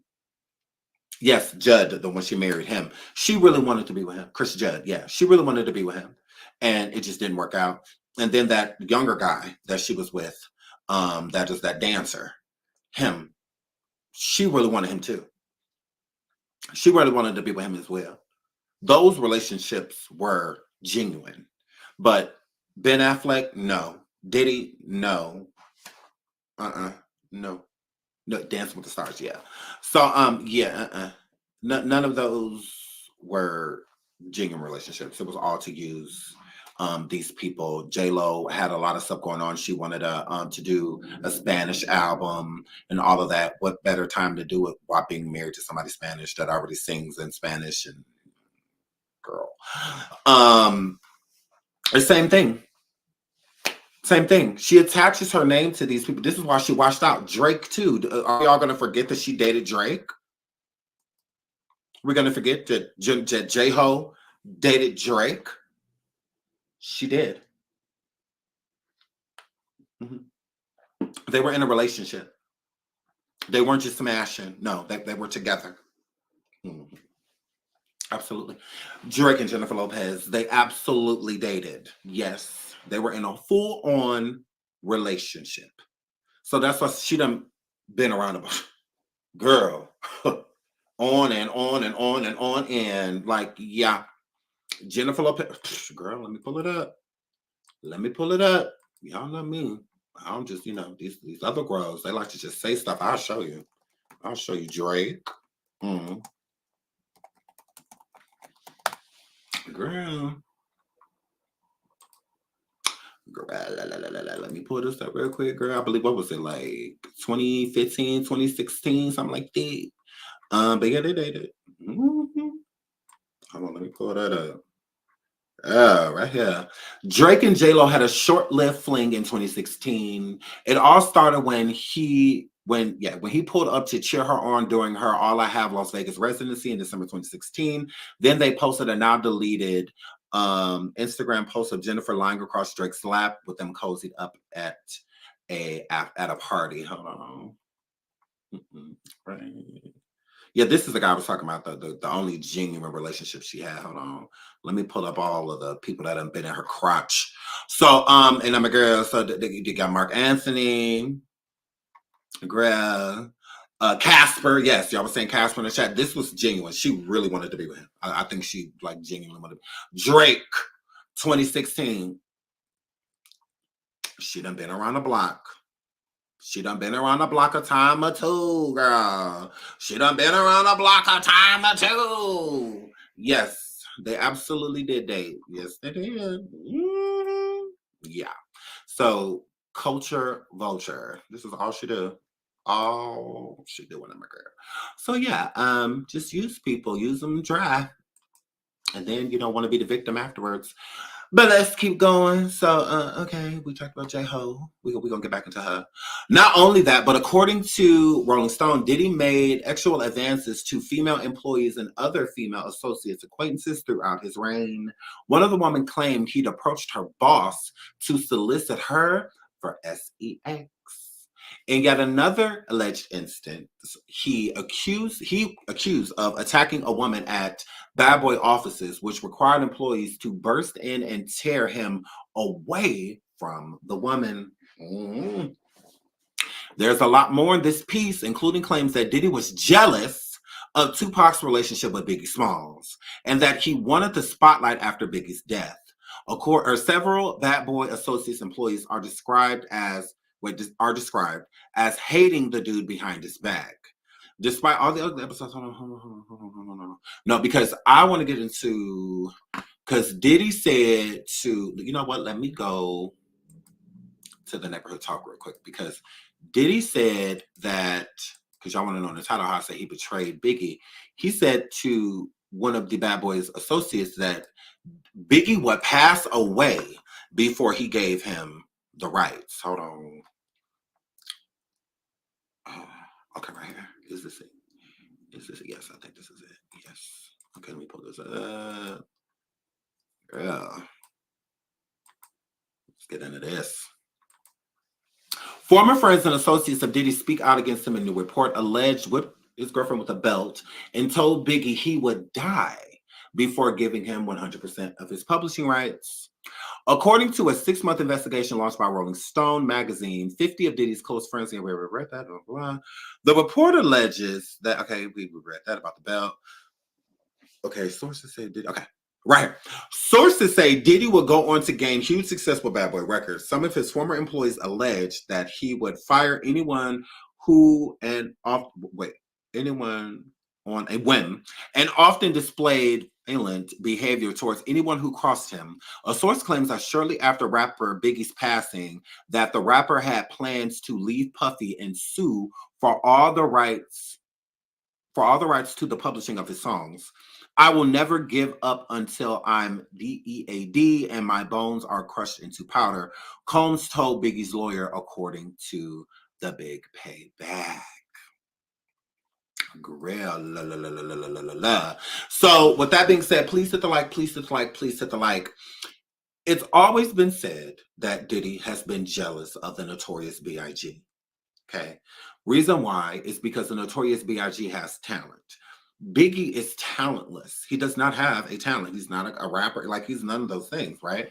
So imagine wanting to be the head honcho, but everyone is looking to Biggie. I've discussed this before, right? Biggie should have been running Bad Boy Records. The reason Biggie should have been running Bad Boy Records is because the first single that was made, the Biggie on one side and Craig Mack on the other side, those men established Bad Boy Records. Okay? Bad Boy Records was built on Biggie and Craig Mack's back. Okay? These two talented men were, if not, we wouldn't even know of a Bad Boy record. Like, it would have fell into oblivion a long time ago, if not for the legendary artist that was on it. Now, the reason I say that Bad Boy Records should have been owned by B.I.G. and Craig Mack is because that's why everybody wanted to work with Bad Boy. Everybody came to Bad Boy because they wanted to work with Biggie and Craig and the other artists that were rising through the company, such as like Mary J. Blige, Lil' Kim, Faith Evans, and so many others. But again, Mary J. Blige, Faith Evans, Lil' Kim, the majority of them were there because of Biggie. Like, they came because it's like, oh my God, this rapper, he's huge. Everybody, da da da da. So that's what was the attraction. Diddy was never the attraction to Bad Boy record. Nobody wanted to work at Bad Boy to work with Diddy. Diddy worked for Uptown. Diddy worked for Uptown and produced all of Mary's albums, all of her records, and all of that stuff for her coming out with. Diddy was the protagonist behind Mary. He was her muse. He absolutely was. Mary didn't know nothing about the record industry. All she knew how to do was sing. She didn't know how to do nothing else. Diddy put her on. He did. Biggie put Mary, if no Diddy, no Mary. No, and if we would have got Mary, we wouldn't have got her the same way. It was his idea for her to be, more sort of like the hip hop type of, hardcore, but, pretty songstress. That was all his image. That's how he pictured her. Uptown Records did nothing for Mary. Nothing. That's why you didn't see Mary without somebody Diddy infused. Her biggest records were like Lil' Kim, I Can Love You, all Diddy. That's all Bad Boy. They had nothing to do with Uptown, but Diddy did work for Uptown. That's how he got Mary in the first place. He was the A&R pretty much that brought Mary to Uptown. So again, no Diddy, no Mary. And if we would have got Mary later on, we wouldn't have gotten her the same way. She would have been different. Her classic hits, the I'm Going Downs and the other, we wouldn't have got none of that. The I'm Not Gonna Cry, we wouldn't have got none of that. We wouldn't have got that Mary. It would have been a different one. And I'm a girl. So that's all courtesy of Diddy. Like, I will give him that. Diddy does know a hit. That I will give Diddy. Diddy knows when a song is a hit. He does have the ear. I'll give him that, but that's it. He has no talent. You don't need talent to have an ear. I feel like I have an ear. I feel like I know talent. Like, when I hear it, I know it. And I'm a girl. I don't overlook talent. Like, I even if I don't like the person or their personality or anything like that, if you're talented, I'm gonna notice. Like, but I feel like we all have the ear. Some people are tone deaf, but it's not hard to be like, yep, that person can sing. Like the American Idol judges, anybody can be one. Yeah. anybody can judge talent. Like it, you know. So yeah, that's it. So yeah. With everybody wanted to come over there for Biggie, that would upset Diddy. Diddy is a narcissist. Everything has to be about him. So people coming over there and feeling like Biggie is the head honcho was a problem for Diddy. That's where the jealousy started to kick in. Okay. He would have took Biggie's life a long time ago if he felt like he had enough material. Biggie only had 2 albums. 2. That's why I always felt in my heart that Diddy has something to do with Biggie passing away. Who was to gain more than Diddy? And then wanting Biggie taken out so quickly. Why not let him get 4 or 5 albums in? Because Biggie was leaving. Biggie would still be alive if he didn't want to leave Bad Boy. Biggie was leaving Bad Boy with all of his artists. The Lox, Lil' Kim, Charlie Baltimore. He was leaving and he was taking everybody with him. Mm-hmm. Correct. Now see, when Tupac said that he was leaving, at least Suge Knight offered him like a sister company, you know, to do it over there. You want to have your own artists and whatnot, because it's still going to be like under a Death Row, but, you know, like Death Row East, South, you know, something like that. You know, a sister company. He didn't just say no, you know, to Pac, you know, like, you're not going anywhere. But because that's the energy that it was given with Biggie and Diddy. So Biggie was getting his own attorneys. He had already talked to his team. That is why Lil' Kim took it so hard when he died. Not because he died, because of what she knew.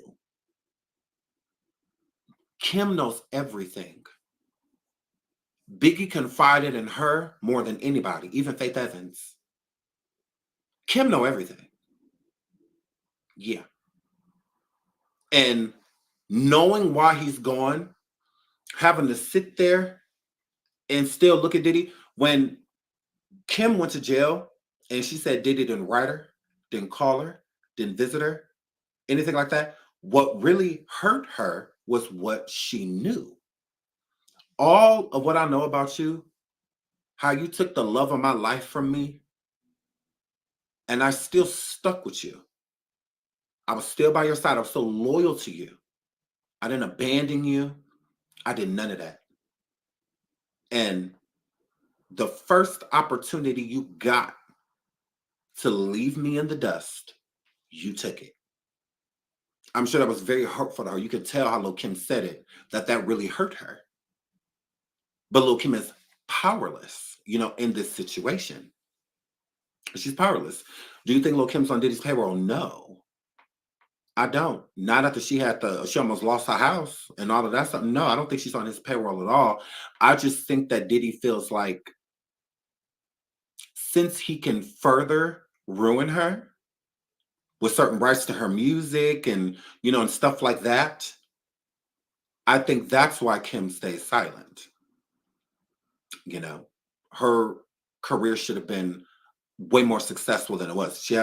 Lil' Kim has had a very successful career, but it could have been way bigger.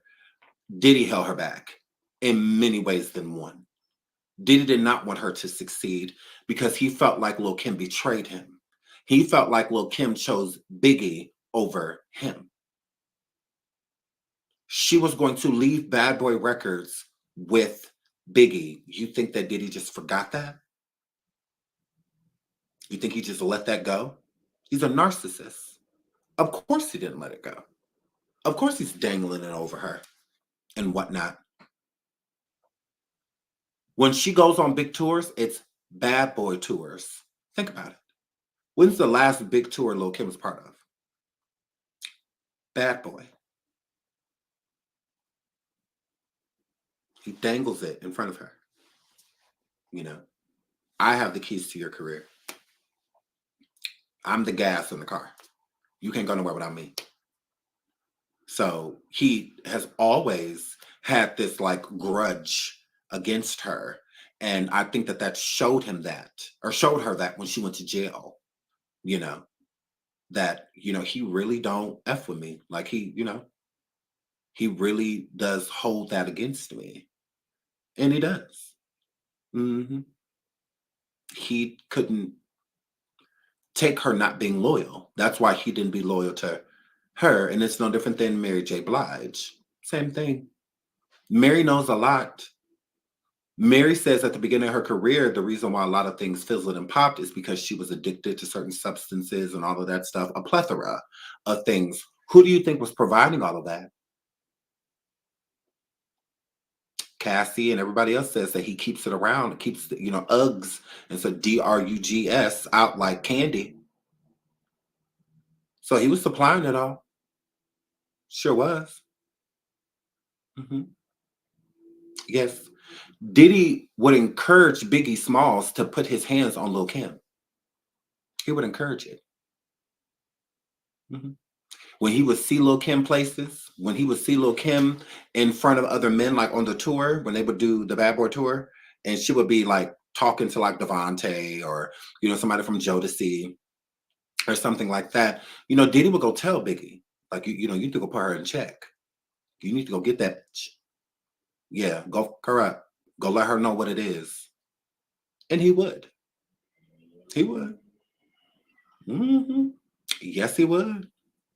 He done put GUNs to Lil' Kim head and face and, you know, all of that stuff, Biggie. He did. You know, he wasn't, you know, he has his own past. He sure does. You know, God rest his soul, but I mean, but Diddy would encourage it. Absolutely. When Mary J. Blige was getting hands put on her by KC, right? KC. When he was putting his hands on her, Devontae was a lot of the reason. Devontae was getting people effed up. Like, Devontae, girl, everybody, girl. Diddy put out an X tape on Joy. Her name is Joy Dickerson Neal. Black woman, went to Howard College as well. And Diddy, because she's suing Diddy as well for R-wording her and revenge on because he recorded it. And he sent it to Devontae. Diddy. He wanted Devontae to see because Diddy felt like Devontae was messing with her when they were actually just friends, Joy and Devontae. Devontae just seemed like a likable guy. He was really popular. Everybody liked him. And he was attractive too. You know, he was handsome. So he was looked at as a threat. And Diddy sent him the tape to basically show him, like, if you smash her, just know I am too. Type of situation. So, do you think Casey really put hands on her, or was it? No, it was, yeah. Yes, I think that Mary and Casey had a very toxic relationship. I do. I think they were young, both going through a lot of stuff. Girl, now I heard about Devontae bringing Missy Elliott out. I know that Devontae is responsible for Missy Elliott and like Timbaland and people like that. But I don't remember ever hearing him putting his hands on anybody. I don't know. But I'll look into it. Now he looks horrible. Ooh, girl, I cannot. So I think that Diddy was doing everything in his power to make sure that Biggie did not leave the record label. Biggie was worth way more to him deceased than alive. Biggie, before Biggie passed away, think about the rapping that Diddy did before his passing. Diddy wasn't really rapping. Wasn't. When Biggie passed away, he went from being in the videos to having his own albums and going on tours and performing as an artist, you know, and all that was after Biggie passed away. So it does give that he was jealous, that he was really jealous of Biggie, very insecure, wondering why everybody looked to Biggie. Biggie was the lieutenant. All of the artists, the Faith Evans, the One More Chance video, let y'all know everything y'all need to know about Bad Boy Records back in the day, and all of the artists. All of those artists in that video, Aaliyah, they were all there courtesy of Biggie. They were there for him. They were there because they all loved him. They all wanted to work with him. He was great. He was an amazing artist. So that video shows you that pretty much all of the 90s legends are all inside of that video. They were not there for no fucking Diddy. They were all there for Biggie Smalls. The true artist. The talent. That's who they were there for. Biggie said fat, black, and ugly as ever, however. So they weren't there because he was attractive. No, they were there because he was talented. That he was amazing. We ain't heard nobody do it better, at that point in time, in the 90s, then Pac, they was kind of like the talents were incredible.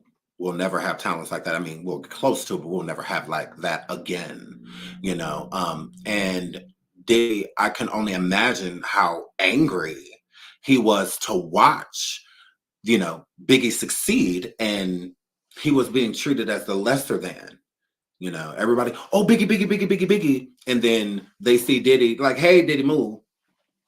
Biggie, they'd be like, hey, Diddy, where Biggie at? Like that's where it was, kind of like how people treat Beyonce and Kelly. How every time Kelly sit down somewhere, Beyonce, Beyonce, Beyonce, Beyonce. That's how it was with Diddy. Every time he sat down somewhere. Mm-hmm. Biggie, Biggie, Biggie, Biggie, Biggie, Biggie, Biggie. That's all people wanted to know about. That's it. They really didn't care what he had going on. It was like, so how's Biggie doing this? When is the next album coming from Biggie Smalls? Or, that's just what it gave. It was unfortunate because Diddy was always in front of a camera, wanting to be interviewed and stuff like that. Biggie wasn't. Biggie would do interviews and whatnot because he went with the game, but of like promoting what you're doing and stuff like that. But he wasn't really into like interviews and sitting down and talking about feelings and being in depth and all that. No, he wanted to get in the studio. Biggie just wanted to do music. You could tell, like he loved music. He, that's all he wanted to do. He didn't care nothing about all of that other stuff, that was going on. But Diddy did, he cared about people knowing who he was and, knowing that he's the brains behind the operation and all of that. So yeah, I think that all of this is true. I think that he would never have given Biggie 100% of his publishing. He never even gave it to his mom. Why would he give it to Biggie? And see, I believe it because the right thing to do when Biggie passed away would have been give his wife, his mother, and his children the rights to his music, the publishing, all of that. That should have went to them, and it should have been split in certain percentages and passed out among, the people that loved and cared about him, his wife and children and his, mother. But no, he keeps it. That's why I always knew, again, in my heart, that Diddy had everything to do with Biggie passing away. Because why would you keep the publishing if they said that over pretty much your DEAD body that you're going to give him 100% publishing and rights to his music? It gives that because he's gone and you still have the publishing to all of his music. You still have it all. So what would make me think that that is a lie? No, I believe it. I believe it 100%. 100%. So Jabbar Annoying Ass says, giving an artist the rights to publishing is not part of the music business. It is with dead ones. It is with dead ones. 100%. It's also not a part of the industry if your artist is unhappy on your label to unalive them to keep their publishing. Why not just let them go? That's not a part of the industry either. So that's weird. If giving the rights and the publishing back to all of the artists is not a part of the industry, then why did Diddy just give it to over 40% of the bad boy artists? Why did he give them back their publishing? I thought that's not part of the industry. It's not part of the business. Then why did he give it back? Hurry up. Hurry up. Don't take all day. Do not take all day. Why did he just give all, well, 40% of the artists on Bad Boy back their publishing, which means because the artist owns the publishing in the first place. The only way that our artists wouldn't own it is if they didn't write, didn't produce, none of that stuff. But they'll still always own themselves. So even it being performed, that's why it's called a performer credit that you get. Yeah. Like, I Will Always Love You. Whitney Houston still gets a cut of that song, although she didn't originate it.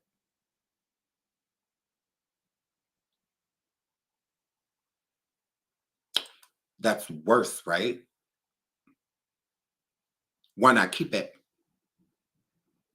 I'm going to give you nothing because it's worth nothing. What's the point? If no money can be made off of it, why give it back? Hurry up. That's still not part of the industry. Keep the publishing until it's worth nothing and then give it to the artist. That's part of the business. What if it becomes something again? Music could always blow up. Songs can be redone. Think about if Dolly Parton would have sold Jolene. Do you got somebody as big as Beyonce that redoes it? Dolly wouldn't be reaping anything from it if she would have sold it, because wasn't nobody buying it anymore. So it meant nothing because it would never be played again. You sure? Artists like Total, songs like Can't You See, stuff like that, you're out of your rabbit. And there's so many different artists that are redoing songs, that are revamping songs. Correct. Cardi B just redid Crime Mob. Kalani, Nicki Minaj just redid Lumidee. So just because a song isn't being played right now doesn't mean it won't be later. He Was a Man Enough for Me by Toni Braxton. Like, that doesn't make any sense. Yeah, it would be better to keep the publishing. Those are popular artists, popular songs. They can always reinvent themselves. Artists do it all the time. They come back out with new albums and stuff like that and go on tour with the songs and stuff they did before. Now, that's harder to do when you don't have the publishing or the rights to the music. So people like JoJo with Black Ground Records, before they just released all of the publishing and whatnot to certain people, we couldn't hear any of JoJo's original music, like Leave, Get Out, those monumental songs and stuff that she did and whatnot. And oh my God, we couldn't hear any of those songs until just like a year or two ago.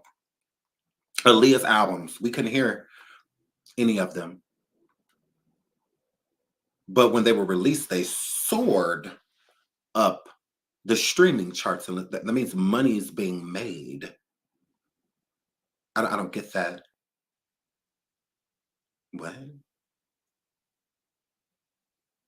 It's like saying that about Lil' Kim. If he gave Lil' Kim her publishing to say it's not going to... Lil' Kim can go on tour right now. If Lil' Kim had all her publishing, she could give other artists permission to sample, some of her tracks and whatnot and revamp her own music, and whatnot. Like, that don't even make sense. If the songs aren't making any money, it's because they're not being promoted. A lot of the artists don't promote the songs, like artists like Total and Sherry Dennis and Danity Kane, Day 26, The Band, Mace, and so many others. A lot of them aren't performing or doing any of that stuff because they don't have the rights to it. Why go around pushing a bunch of energy so that he can make money? Because that's how it happens. Danity Kane go on tour right now, and the tour does well. You don't think the streaming's going to go up for their music? If they don't own it, what's the point? Yeah. Publishing is what you make it.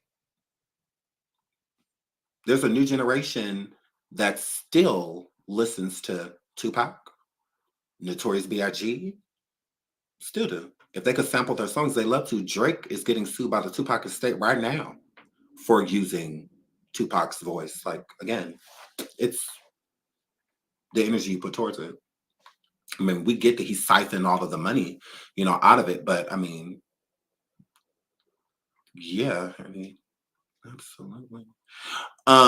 So yeah, it is what it is. Who was sample about? Plenty of people. There you go, being weird again. Plenty of people. There hasn't been an unsuccessful Bad Boy tour. Both tours that Diddy did with the Bad Boy bringing Total, Mary J. Blige, Faith Evans, 112, all of them gross hundreds of millions of dollars. Hundreds of millions of dollars. Yeah. There isn't a tour that he did with Bad Boy that grossed underneath like 300 million. Like, those are beloved artists that came out way before their time. Way before their time, because their music still registers to this day. When you hear a lot of their music, you hear a song like Cupid, it don't sound like that was made in 1950, in 1866. A song like Cupid can be on the radio right now. 100%. So yeah, no one's sampling Diddy's music. It's Bad Boy. That's the thing about him being a loser. He's not talented. The artists are. Like, that's the difference. And I'm a girl. So yeah, I mean that's what that were. That's what that were. Diddy's getting paid. There we go again, supporting Diddy. I don't understand how we're supporting Diddy. I really don't get that. Right now, I don't get how he's making any money at all whatsoever. At this point in time, Diddy's losing a bunch of money, is what that were.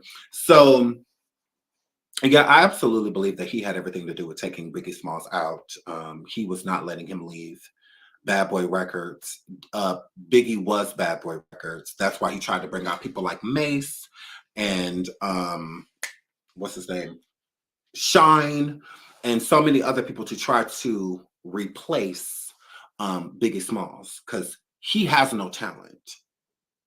Bringing Mace around, having Mace have these big singles, and him being a part of those same singles again puts Diddy into the spotlight. That's what he wanted all along. That's why Biggie didn't do many collaborations with Diddy, because he thought he was trash. Biggie would make fun of fucking Diddy's lyrics and the things that he would write, his bars. Like, he would make fun of him all the time. And that was another thing that was really discouraging, I believe, to Diddy, is that he didn't like that, Biggie get in the booth and everybody be like, oh, that's so hard. Da, da, da, da. And then he'd get in the booth and people...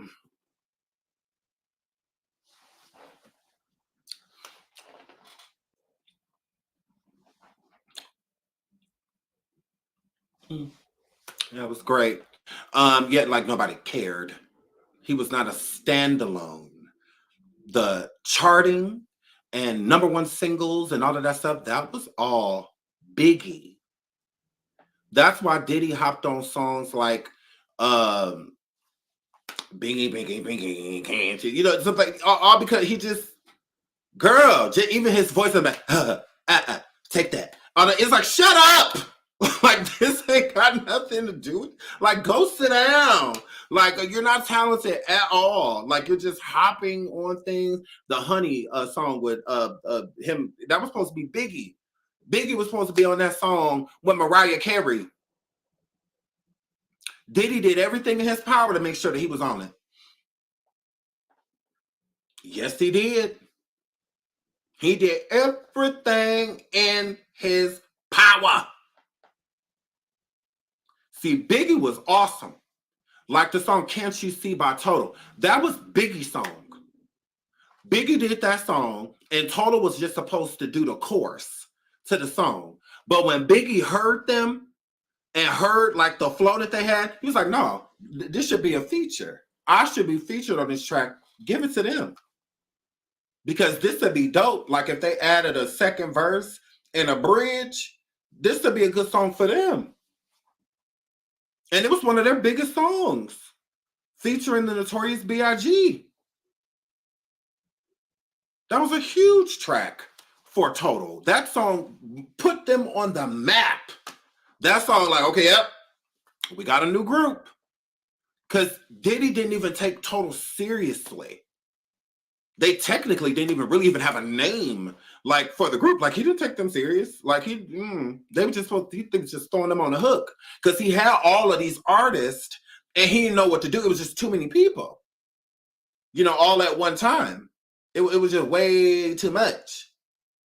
Just like now, like with the artists that they would say, like Day 26, all of them, like Donnie Klang, he had just put one album in, and then you just kind of like on your own after that.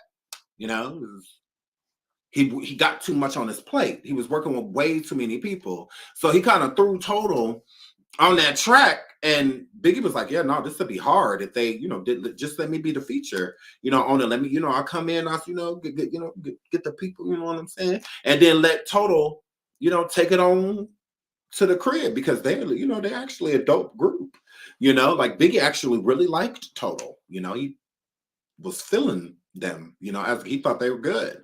And just like Aaliyah, Biggie always wanted to work with Aaliyah. He always wanted to do music with her. He really liked Aaliyah. He said he really thought she was talented. He liked her, you know what I'm saying? You know, her tomboy-esque, you know, like type of, like he really did.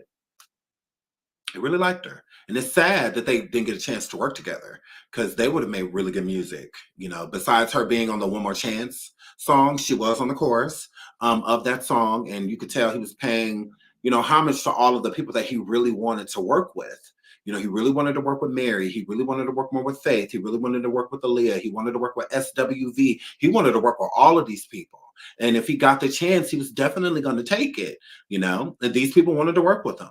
So Biggie, yeah, that video still makes me sad, because it's just like all of those people that he could have made incredible music with, and he was about to. We thought Biggie changed the game. No. When Biggie came out with his own label, his own acts, he was really about to change the game. He was. And Diddy saw all of that coming forward, but without him. And I think that scared him. I think it scared him to think of a life without this monumental, legendary figure not being connected to him anymore. I don't think he could take it. I think it was too much, and he needed to get rid of him. It was important that it happened right away. Not because Biggie was about to make another album and whatnot. No, because he was leaving, and Biggie was bad boy. He was. So what better way to get people to still support me and me take the torch from this person by an untimely passing? What better way? Because then Diddy gets all the sympathy, empathy, support, all of that. We're looking at Diddy as a victim, you know, when all of that happened, like, oh, poor Diddy, you know, like, what is he going to do without Biggie Smalls? Like, you know, poor guy, is how we looked at it, when it's the complete opposite. And to bring it really into fruition, look at Kim Porter. When Kim Porter passed away, poor Diddy, he got so much empathy that it even made Cassie come back. Somebody that had escaped, left, ran. She felt so badly about Kim Porter's passing that she went to check on the family. Mm-hmm.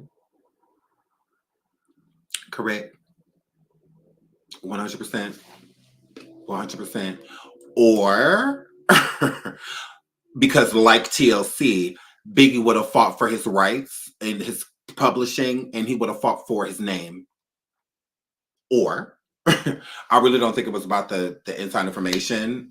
Plenty of people knew inside information about about Diddy, and they're still alive and kicking right now. Even more, information than Biggie knew. So yeah, I think that he took him out because he knew eventually, because that's what made Diddy a millionaire. That's what put him into the billionaire ball game, was Biggie Smalls. Yeah, from album sales to merchandise to even his name at all, documentaries, movies, you name it. Yeah,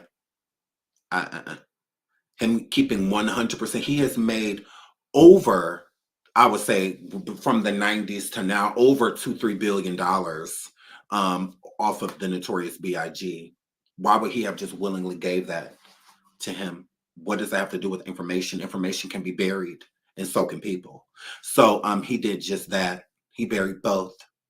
Yeah, he buried the person with the information. Correct. Him being jealous of Tupac and Biggie's relationship. Tupac was told certain information by Biggie about the Quad studio pop howling. Yeah. So he needed to make them fall out. He did everything in his power to separate Biggie and Pac. That didn't have anything to do necessarily with information. It was just more so about control. He wanted to control Biggie. Diddy had beef with Pac and him, not Biggie. Biggie never had a beef with Pac. Pac never had a beef with Biggie. They had way too much in common. They really liked each other. That was the sad part. The industry ripped them apart. Diddy ripped them apart. Not even Suge Knight. Suge Knight didn't rip Biggie and Tupac apart. I don't feel like Suge Knight cared that Biggie and Pac were cool, because I don't feel like Suge had too much of a problem with Biggie. Their issue was Diddy. If you go back, even still to this day, Suge's issue is with Diddy. That man don't come from Biggie. Nobody like, he don't really even come from like Kim. Nobody. He really don't come from nobody on Bad Boy Records besides Diddy. Even Cassie said it was a time to where Suge Knight was close by, and Diddy and his crew got together with some weapons and whatnot and left frantically because Suge Knight was near, and all of that. So I believe that issue was always with Diddy. Diddy was always the problem. Like, it was never Biggie or Pac. Like, they were fine. All the pictures and stuff that they was together, they really, I genuinely feel like they liked each other. I do. If Biggie or Diddy would have allowed it, Pac and Biggie would have been best friends. The bestest of friends. We would have got incredible collaborations. Biggie did not want the feud to end. He was making way too much money off of the East Coast, West Coast beef. A lot of money is being made. Y'all in pictures shaking hands. No. No. Biggie couldn't Diddy couldn't have that. So Diddy dropped any little thing he could to make it so that it was a problem between them, even making sure, because the setup with the Quad Studio, if you think about it, that was for Biggie. Diddy and Jimmy Henchman was not setting up Pac at that point in time. They were setting up Biggie so that it looked like Biggie tried to take Pac out. Although Biggie didn't have no problem with Pac. So the same day Biggie and Pac ran into each other at Quad Studio, and then upon exit, he get popped. And so they pushed the energy that Pac and Biggie had just saw each other to make it look like Biggie organized what happened to Pac so that the beef could continue. Diddy tried to make it look like, because Pac was not supposed to live. He survived. As many times as Pac was popped, he wasn't supposed to make it. That was to go. But by the miracle of God, he lived. That's where the narrative got thrown off. But Pac didn't know who to trust. So when Pac reached out to Biggie, Biggie did have a little information on the Quad Studio pop out, but he didn't give him everything. So that's why Pac came at Biggie. Because he felt like, you know what happened to me. You may not have did it, but you know who did. And you ain't saying nothing. To add insult to injury, Biggie did a song called Hoochie, and Diddy released that song at the same time of what happened to Tupac to make it look like Diddy that Biggie had everything to do with it. So Pac waking up, hearing this song Hoochie, and then on top of hearing that, you reach out to your boy, who you think your friend, Biggie, and Biggie feel torn. He in the middle. He done heard rumblings of what happened. He know that the New Yorkers did that. He knows that. But he don't have nothing to do with it. And he don't want nothing to do with it because he likes Pac. But he also connected to these people. So now Biggie's stuck between a rock and a hard place. Now Pac got all the fuel he need to go after Biggie. So that's what he did. He made that record against Bad Boy, mainly against Bad Boy Records. Adding Faith Evans in it, saying that he smashed her, and all of this and blah, blah, blah. Now it's a storm. Now Biggie don't really know what to do. He's just like, okay, now I done lost my friend, and all of this stuff. He's talking about me smashed my wife, and to where he don't know what Biggie even believe in this. Faith Evans said herself, she was at a photo shoot, and Biggie stormed in, chased her basically into the bathroom, questioning her about Tupac. And she said it wasn't true.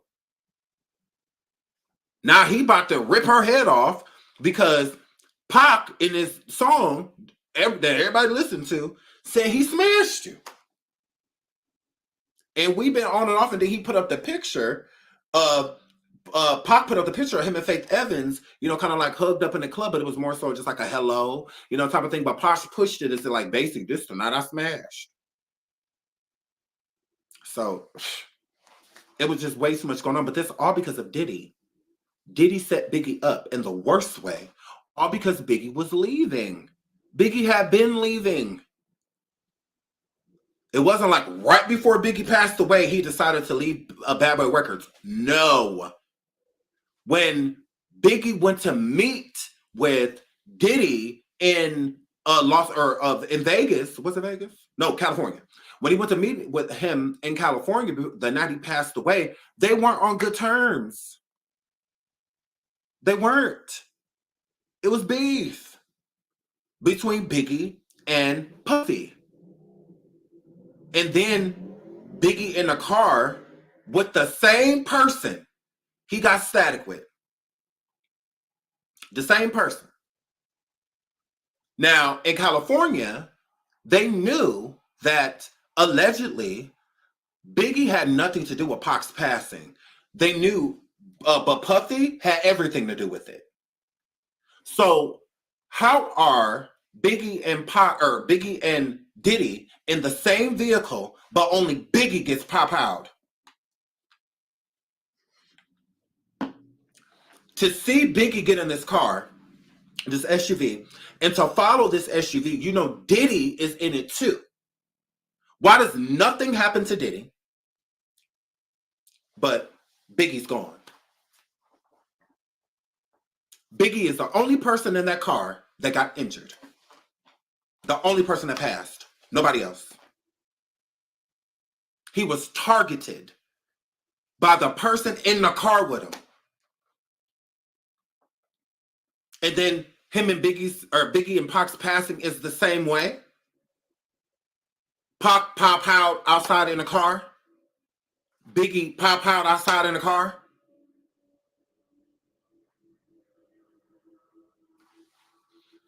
But Diddy don't have nothing to do with it. Nothing to do with it. Nothing in the number, girl. No. I know that my fault. I made, because he was in the SUV to follow, but still, nothing happened to that car. Biggie was targeted. That's weird when Diddy is a bigger op than Biggie. Like, at the end of the day, out of the threat level between Biggie and Diddy, Diddy is the person that you're going to take out. That's who you're going to get rid of. That's why it made sense that when Pac got Pow Pow, that Suge Knight got Pow Pow too, because the actual enemy is Suge. It's not Pac. The only thing that came out of the reason why Diddy did not want the reason why Diddy did not want Pac to live is to stop the honestly, him being a celebrity. The notoriety, the popularity. It's to end that so that Diddy could run everything. To get rid of, because it's East Coast versus West Coast. It's basically Suge and Pac against Diddy and Puffy. Both targets would need to be taken out in order to flourish. To fully take over, to be the king, they gotta go. That is why it was so important for Suge to go too. Yeah, Pac was supposed to be gone, but Suge was really supposed to be gone. Suge messed up his own bag after that. He messed up his own bag. So for Biggie and Diddy to be SUV to SUV right in front and back of each other, but only Biggie's gets popped. Why? When the bigger threat, the actual threat, is Puffy. Why not get rid of him? Because he planned it. That's what that gives. That's what that gives. Yeah. I don't believe at that point in time when Pac passed away that Suge wanted Pac gone. No, he needed him. When Pac passed away, that record label crumbled. Because Pac was the king. And then you go to the other side of the world, Biggie was the king. So you got these two dominant figures you got to get rid of. In Biggie's or Diddy's mind, he wanted to get rid of everybody. He wanted to be the only one. He wanted Pac gone, he wanted Biggie gone, and he wanted Suge gone too. The real reason Diddy wanted Biggie gone is because of the power that Biggie had. People really looked to him. So in order to get rid of all of that, they all got to go. They all got to go. So, and that's what happened. He got rid of everybody. Everybody but him. He is the last one out of the equation of the four. Diddy is the one that reigned supreme. But look at how he had to do it. You know, he didn't go about it the best ways. That's why that karma is coming back like crazy, and he can't avoid it because, you know, it's just this what it is. So hold on. Let me click over here. Shout out to Driver's Seat for the Super Six says, can we agree that Diddy was a closeted man who saw women as his competition? I wouldn't say closeted, but I would say he does view women as competition. But I wouldn't say closeted. I just think that he's just not like open about talking about it. But everybody knows closeted is when people really have like no idea. But it's kind of like it could go either way. But with him, it's definitely like super gay. Shout out to Shamise for the super sticker as well. She says Big Hat was getting ahead of the contractual traps. Correct. Biggie knew what he was doing. He knew, but he just didn't know what he was dealing with. He didn't know who he was dealing with. I don't think he thought that Diddy would take it that far, you know, and you know, in that man's life, because I believe Diddy had everything to do with both people being unalived, with Biggie being unalived and with Pac being unalived. He's connected to both. Shout out to Shamise again. She says Pimp C was about to change the game. Also, who do you think was behind his demise? I mean, people like Pimp C and others, they have a lot of enemies. So, I mean, who's to truly say? I would have to definitely look, you know, into that more. But there could be a plethora of people behind Pimp C. But we're going to put a pin in this right now. I have a surviving that's going to be dropping, okay? I love you guys. So thank you so much for being here. Thanks for liking and subscribing to the video. If you have not already, make sure you do that, okay? We have a video dropping on coffee as well today. We did a pop-up live last time. I'm going to put that up, and then we'll be back on coffee with a new live. And I'm excited about that, so make sure you guys get over there as soon as possible, okay? So I will see y'all on the next show. Again, thank you for all of your super chats and super stickers and all that good stuff. Let me check. Okay, we're good. I love you guys. I will see you on the next show. Until then, have a good day. Shine out.